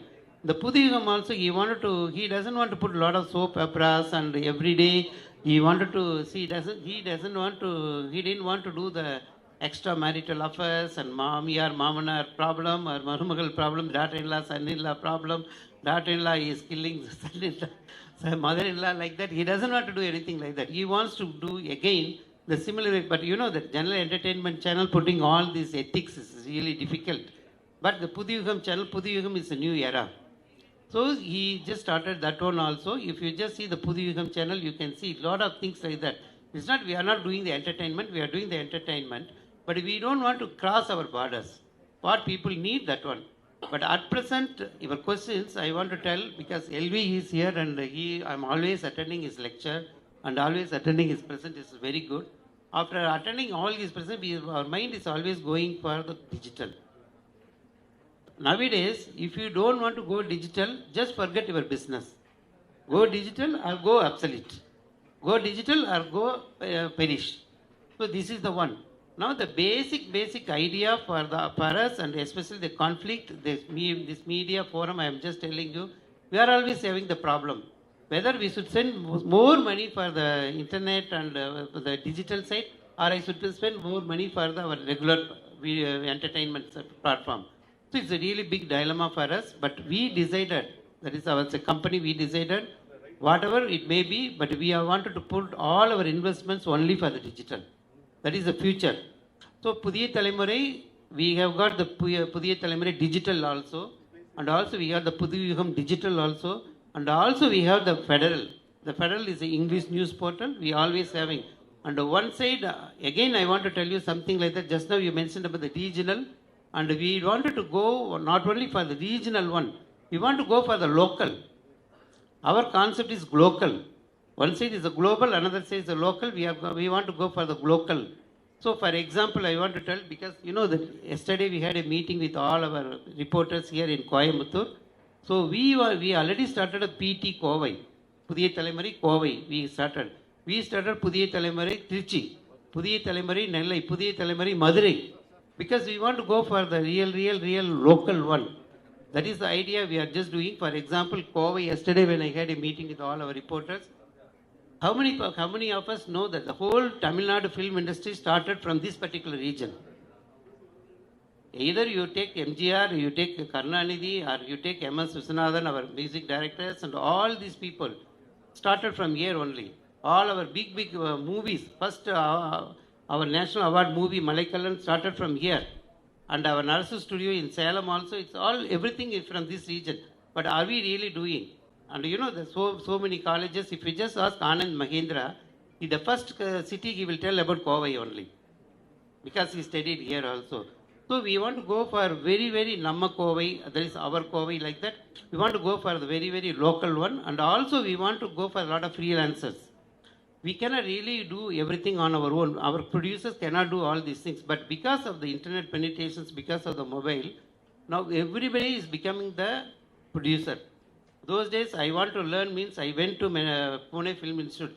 Now there is no need for Pune Film Institute. Everything is from mobile. You can learn all these things.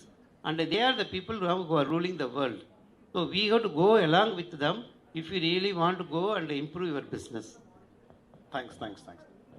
So that's an interesting story. So how it started from TV or print magazine to TV channel to now digital heavy, and it is really encouraging to listen that brands are having dilemma or the content creators are having dilemma whether they should invest more on TV or digital. I would say go for digital. It will help our businesses. Okay, so internet has always been perceived as non-serious medium because easily fake news would get popular, it would be trending, fake videos would get trending. But COVID did one interesting thing. So COVID brought internet to be a very serious medium. The moment COVID came, people started interacting more via digital medium or internet medium. Somehow education, which was staying away from internet, suddenly became, okay, we want to be internet friendly again. Okay, so my question is for Balaji. Again, I would want you to introduce first before you answer the question. That how COVID has impacted your business, that is grade126.com, and how was it being developed with focus on your products for regional languages? Do you have any focus on regional language products? And will digital media in regional language be accepted by the masses? This is a generic question. Will digital media in regional language be accepted by masses?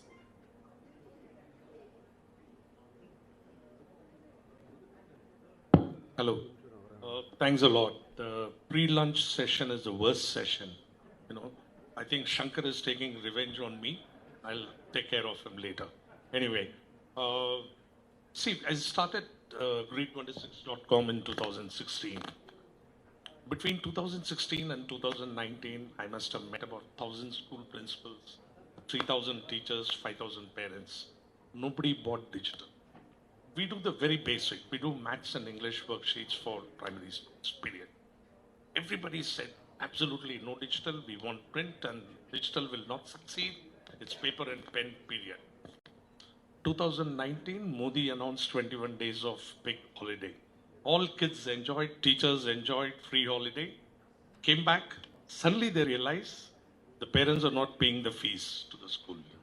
Schools had to do something, online education. Okay? It started big time. The same schools that I approached 2 years back, they all came back to me, Balaji, we need this, Balaji, we need. Okay, so it took off. But what happened, the international players in the market, we have 2 or 3 major players who were there. They all gave it complimentary and free. We were a small subscription based. They felt from the human angle, we should give it free because parents are affected, jobs are lost, everything. We should save education. We also had to give it free. We couldn't charge. So our usage went up about 100 times pre-COVID to COVID. But our monetizing was zero during those first 9 months, 1 year, because everything was free, but we were happy. Okay? So it was good. Pre-COVID to COVID was good. The awareness, which probably would have taken us years, happened overnight. It became, I wouldn't say it's too much of an online education, it's more of WhatsApp or video education that worked. But anyway, it worked very well. Coming to the thing of regional language, yes, this is something that we realized it in the last 1 year. So we're working on developing a content. See, thankfully we do English and maths worksheets. So you can't teach English in Kannada or Tamil or Telugu. 50% of the problem is solved. So we have maths. Maths, again, the sums are in English. Only the questions are in the local language. So we are working with teams. We tried the automatic process of Google and other translation. It doesn't work out. So we are working on 3 languages. That is Hindi, Bengali. This is the 2 languages that we're starting. Thanks to Rohit, he said Tamil should be the next one. So we look at it. Hopefully by the start of the next academic year, we'll have this. What is the last question? Will regional language content consumption be accepted by masses? Making it a mainstream. Yeah. It has been accepted by the numbers, but will it be mainstream? See, as far as the education is concerned, every parent's dream is that in India, is that my child has to be educated in English. He should speak, read, write in English, and he should attend a private school, and he should attend a IIT and all those things. So again, there's a huge discussion now whether medicine or things should be taught in regional language. It is difficult, it's quite difficult, that aspect of it. But having a strong foundation in English is absolutely important, irrespective what medium you learn in your school. So even if you're learning in Tamil medium or Telugu medium, I think you have English as a subject. So that aspect is fine. And we don't, as far as the company is concerned, we still continue to wish to focus only on English and maths, because these are two of the biggest challenges in the world. Not only in India, across the world. 50% of the students hate maths, or they're weak in maths. And 80% of the students can't speak, read, write English. This is the biggest challenge. So we found that niche. We don't want to go out of it. Sure. You want to continue. Thanks for the answer. Great. I've got an interesting follow-up question, which I'll cover after the first round is over. Yeah. So what we just heard is that education, people still prefer to be in English language, correct? Everyone want our kids to learn English, write English, speak amazing English and all that stuff. But remember our days, I'll say our days, I'm also 40 plus now, so we still, till today, speak more than one language. Almost 100% people sitting here can understand more than one language, can speak, read, write more than one language. So there's interesting stats about overlap of languages in India. So when I said recently that 90% of the new age internet users can't speak English, but when internet penetration happened, we still had a regional language content providers like oneindia.com and all those sites where people were still consuming the content. So every human being, if he understands English, would still want to consume content in regional language for his local news. So regional language was never out of fashion. It has always been inside the fashion. So there's one interesting stats. 351 million out of roughly 700 million, that means 50% of active internet users are in rural India and they consume content in regional language. That means 50% of internet users are not consuming content in English language. Hindi is largest content consumed language in India, which is bigger than English. Bengali is third after English and fourth is Tamil. So that's why I suggested, Balaji, that you should have Tamil focus products as well. Okay. There's interesting stats as per IMI report that 762 million internet users are there in India, out of which roughly 700 are active month on month. 63% new penetration would happen in rural India. So out of 100 which uses internet for the first time, 63% would be from the rural India. Now, question for Mr. Shikhar. He should introduce himself. He has got a very interesting profile. So my question for you is, why do people prefer to consume news and entertainment in their mother tongue over English language? And how does this impact information diffusion from a neuroscience angle? Neuroscience, the word I've chosen because Shikha comes from a very interesting background. Sure. So let me just introduce myself. I'm a cognitive neuroscientist by profession. So my perspective might be slightly different from my colleagues over here. And all of the points that I'm mentioning are from research that my company Neurons Inc. has done for the past, I think about 7 or 8 years now in India and globally. And the kind of work that we tend to do essentially revolves around using things like brain mapping, using things like artificial intelligence to understand consumer behavior on that subconscious level. So basically one way to understand essentially is why does advertising work better in regional languages? There's a very strong correlation in the brain that we find that regional languages, when you're interacting with someone who has their own language, the amount of mental effort that goes into it is significantly lower. If you are a Tamil speaker, if you're a Telugu speaker and Hindi or English is the second language, you're obviously going to have to put in a lot more effort than you normally would. And that difference in terms of the Hello. Yes, sorry. And that difference in the mental effort is significant because what we find is there's a very strong inverse correlation between the amount of mental effort and the amount of purchase intent that something is being driven. So if a person is basically struggling to understand the information, that's going to destroy the amount of purchase intent that that particular product or that particular brand is arising altogether. Hello. Another thing that we essentially tend to look at is how does the brain really comprehend information? Particularly if you're an advertiser trying to communicate to a regional market with that particular product, what we find is that there's two ways of decision making that happens in the brain altogether. There's a system 1, which is a conscious level response, and there's a system 2, which is a surface level response, a subconscious response altogether. And what we find is that 85 to 90% of decisions that consumers make are completely subconscious. So they're not really happening at the surface level. They're happening underneath the surface, in which you have very, very little control over in the first place. So to penetrate that subconscious level, you can't be using languages that are maybe their second or third languages. Because if you're using a second or third language, the conscious brain is always in play, and you're not really seeping into the subconscious that drives that reaction response altogether. And I think the third and final point, I'll keep this very brief, is another thing that we've seen in the past essentially is if a local person is seeing a local person on the screen in a local ad, for example, they tend to have a lot more cultural empathy towards that character or actor. So there's something in the brain called mirror neurons, which are where empathy essentially comes from. When you see someone that looks like you, when you see someone that speaks the same language as you tend to associate with them a lot more.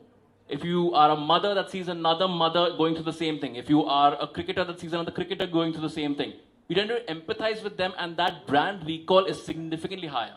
That engagement is significantly higher because you're speaking that person's language. And you're not really talking down to them, you're talking to them in a language that they actually understand.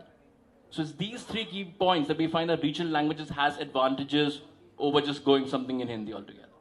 Thanks, Shikhar. That's really interesting. And because of such researches, there's interesting brand who changed their labels. There's a brand sitting on our table here, it's a Bisleri bottle. So if you remember around 8 to 10 years back, Bisleri, which is a still well-known brand, everyone understands, everyone engages them with that color, but Bisleri decided to launch their labels in regional languages.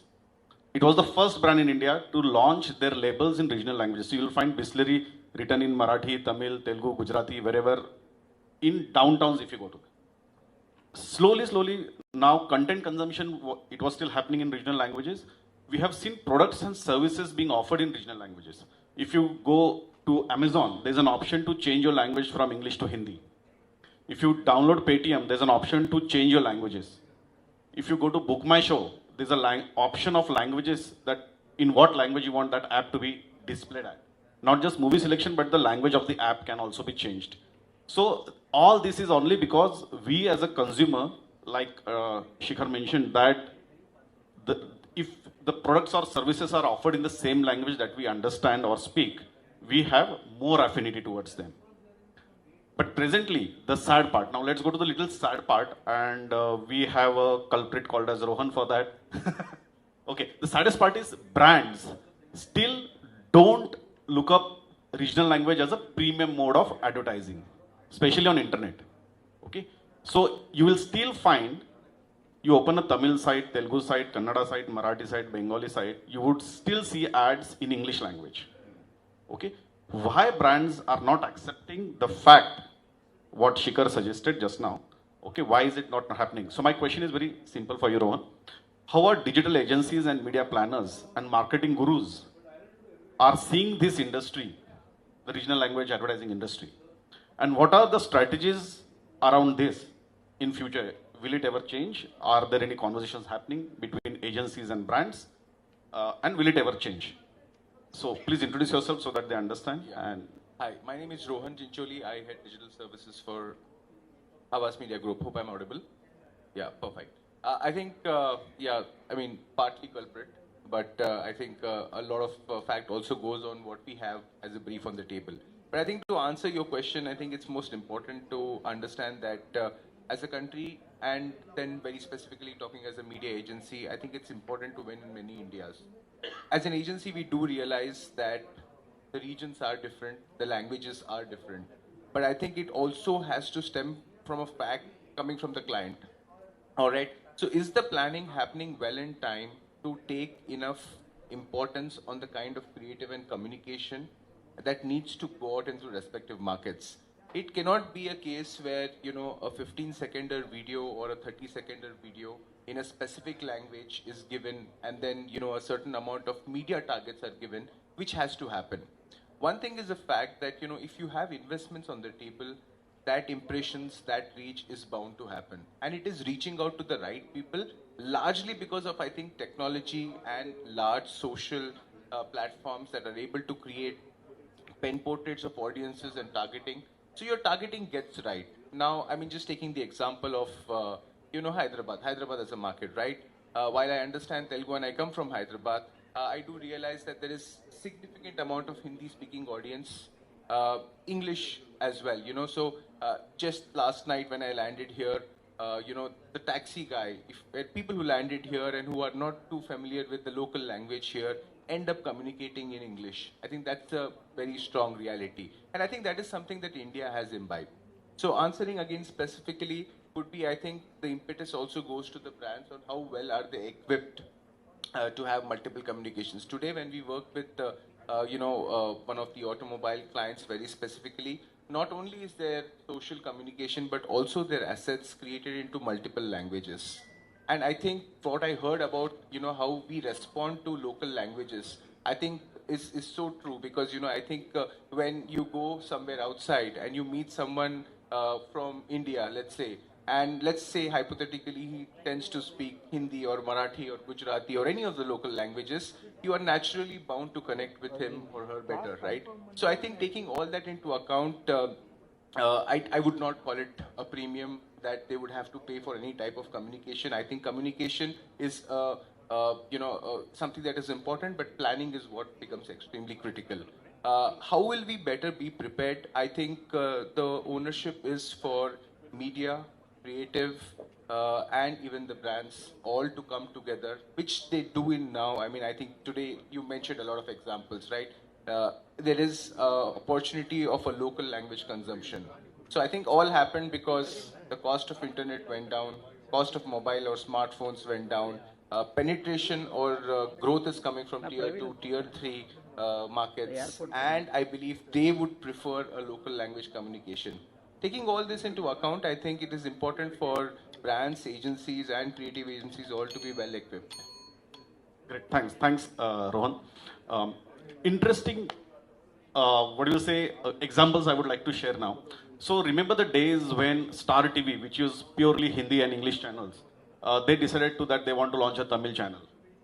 And when they launched the Tamil channel, ads were still in English or Hindi. The agencies, the video ads, the TV ads were still in Hindi or English. Slowly, they started dubbing the ads. Okay, the same Hindi celebrity who is a brand ambassador would try to have that dubbed Tamil or Telugu language on it. But if you see recently, in last 4 or 5 years, now brands have also regional specific brand ambassadors. Let's take example of Fair and Lovely or Colgate. They would have a very Hindi speaking brand ambassador for North India and maybe South Indian celebrity for South Indian languages. So things have evolved on TV. The challenge is still in digital. Like Rohan mentioned, that the answer still would be coming from brands or planners or agencies. But I would also like to say that the challenge lies with the technology as well, because TV is simple, internet is complex, and technology would also need to play some role to make regional language as a mainstream accepted language in digital advertising.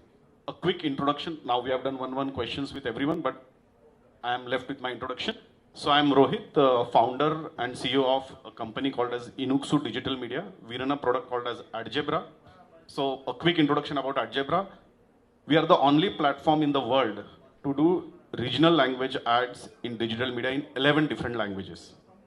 Now, when I say regional language, now let's understand the scale. We serve around 30 to 35 billion ads every month through our platform in 11 different languages. We serve ads, 1 lakh ads per second. Per second, we are serving 1 lakh ads to any regional language content publisher. Daily Hunt being one of our largest partner. We do work with Puthiyathalaimurai as well. If you open their website, our ads would be there. Now, we have solved some part of technology for brands and agencies. Any ad when you put on Algebra, brands and planners, they typically write their ad copies in English. So they would not have 11 different language translators at their end. So what we have done in our platform is the moment you put English language ad on our platform, we have professional translators who would see that English ad is being targeted to a Tamil website or a Telugu website or a Bengali or a Marathi or Gujarati or whatever. They would sit and translate every line or every word of that ad into that language. They submit into our platform, and the moment a Gujarati site gets open or a Tamil site gets open, the same ad gets translated, translated version of ad is loaded on that site. So that's where we tested Google and any other AI ML platforms as well for translations, but 99.9% of time they fail. So we always have humans who would sit and translate every ad that goes on our platform. So that's quick round of introduction of myself. I've got my sales team as well. If any brand wants to know more about us, Sumit, you can just raise your hand, who does not understand Tamil, but we have a Tamil salesperson as well who understands Tamil. Yes, so he is there. You can just sit and discuss with him that how Algebra would help your brands to reach the regional language audiences. So I've got one next question for Shikhar. I'm sorry, I would take it one question because there's...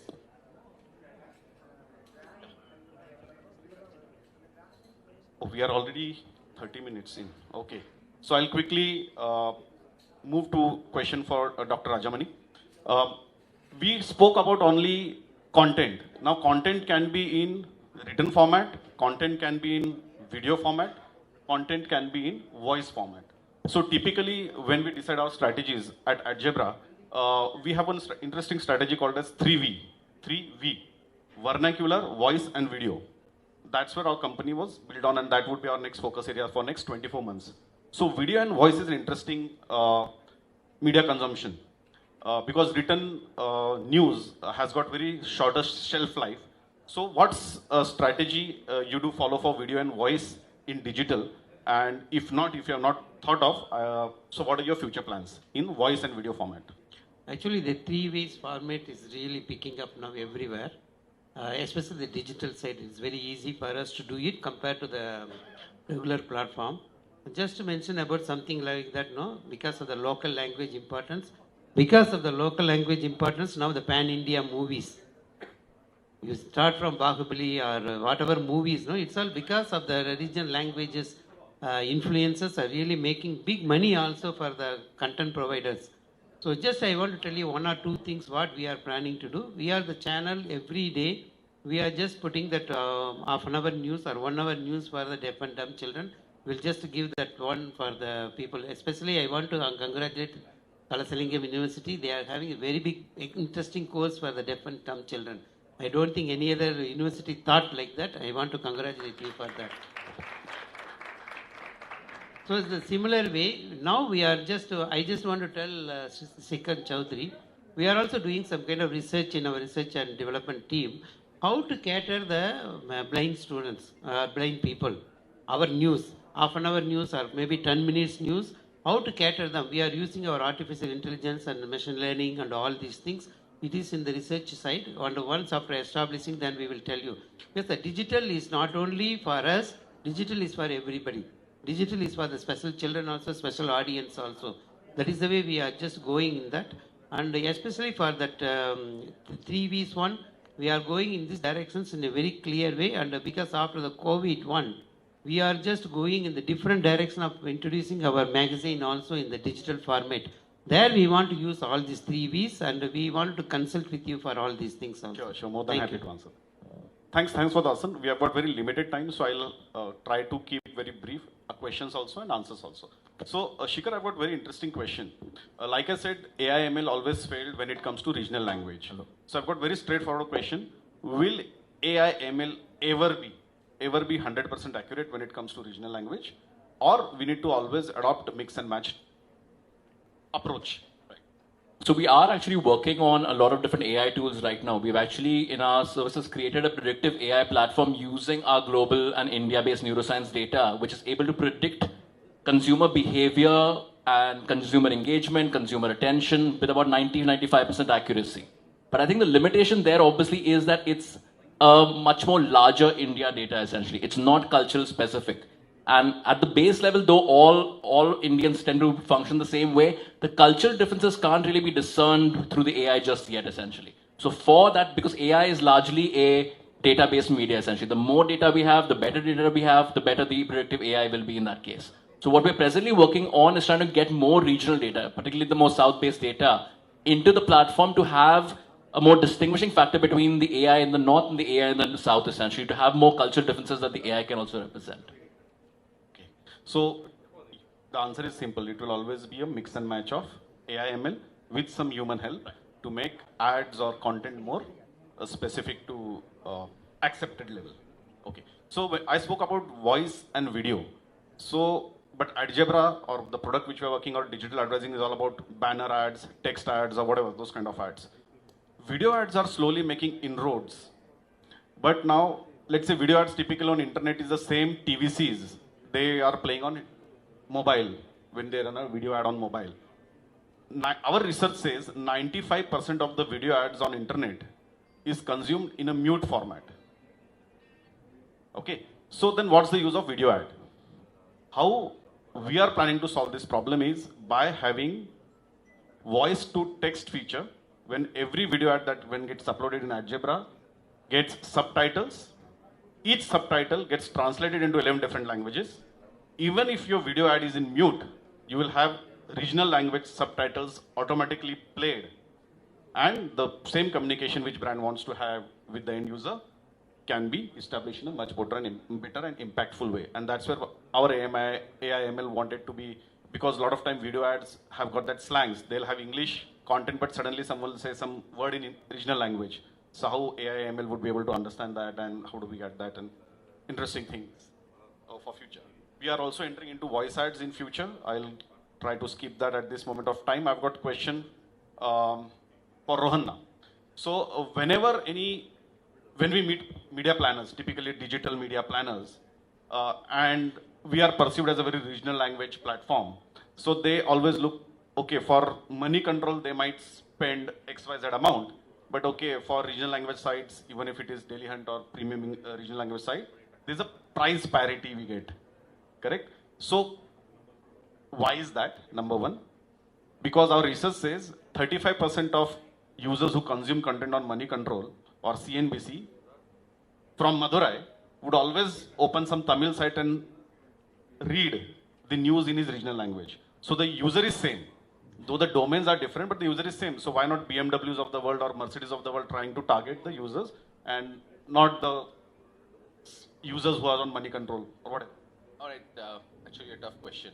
I would Tough question to answer. I would not comment on the pricing, but I believe that today we have so many data pointers that proving a money control user is going on a regional site or a regional audience is also present on Facebook. There will always be multiple pillars to kind of justify the movement of the audience. I believe both, irrespective of whether it is regional or it's national, I think focus has increasingly becoming more on the audience.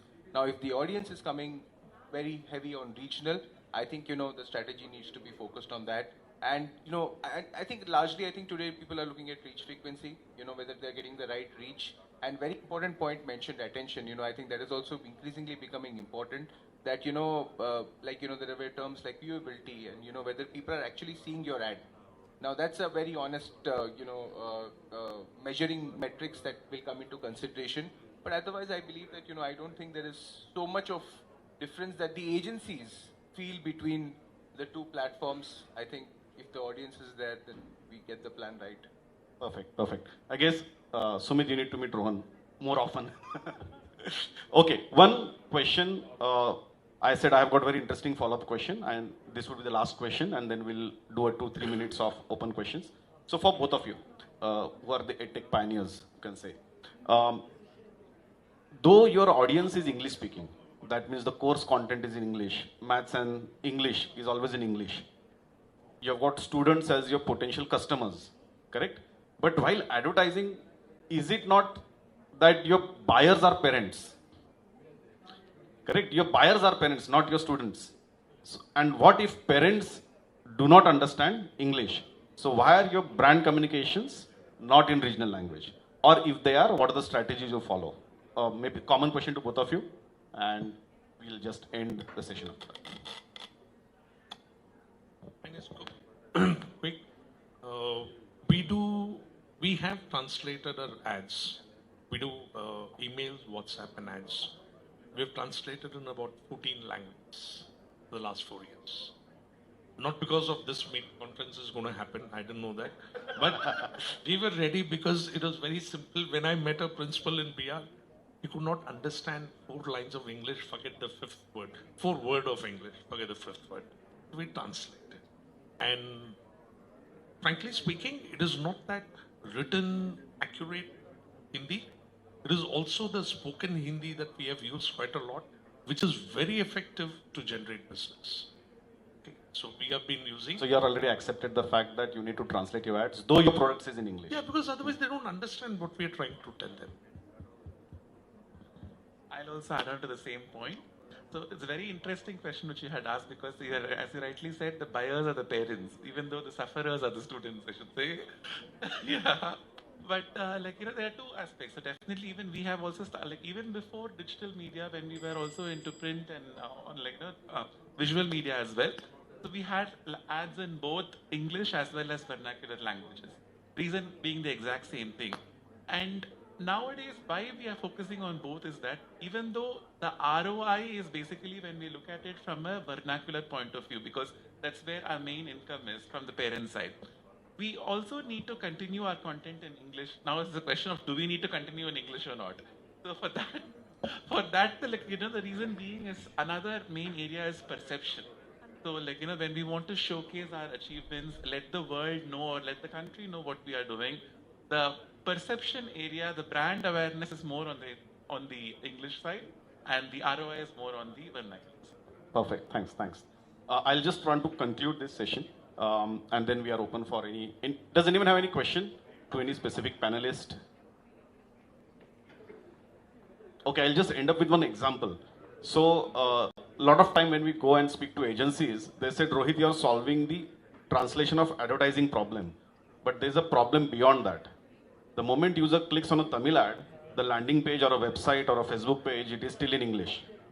How do we solve that problem?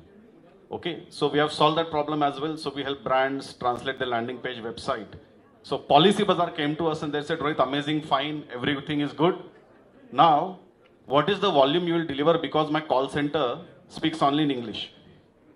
So we partnered with a lot of call centers and helped brands like Policy Bazaar and a lot of other brands have the call centers also in regional language. We did a lot of technology integration. Whenever any click that happened from Marathi side, lead is being filled from Marathi side, their CRM understand that this lead has come from Marathi website, and the call center also speaks the same language, and they have seen 3 times growth in lead to sell closure because of the regional language acceptance by call centers as well. So that's the great part of regional language, and I would like to conclude this session. Thank you. Thanks Shankar for the opportunity. I would say thanks on all behalf of us to Shankar. Thank you, Shankar. Any questions? No, thanks. Everyone is hungry. Thank you, sir. Thank you so much. Now I request L.S. Krishnan, CEO and Director, Whisper Media, to come on the dais, please. And I also request Sunita Nair, 4th Dimension Media, to come on the dais, please, to felicitate. Please, sir. Please, ma'am. I request Sunita Nair, 4th Dimension Media, to come on the dais, please.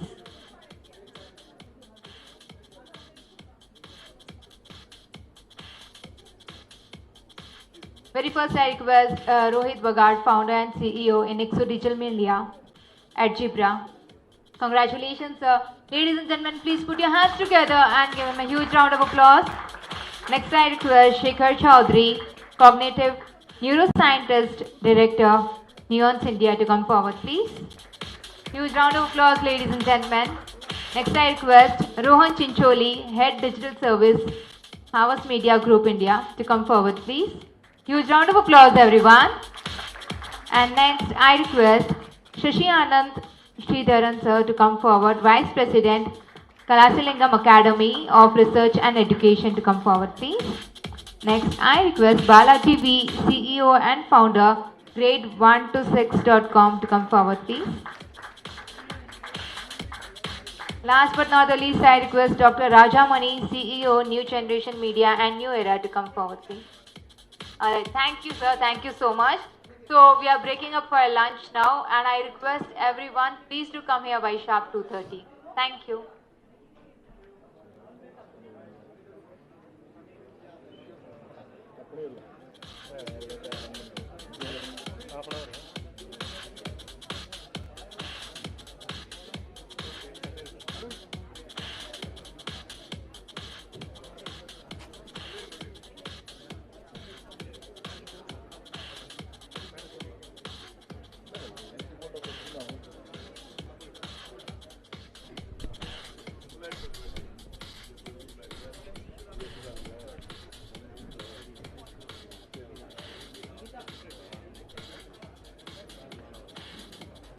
Selva.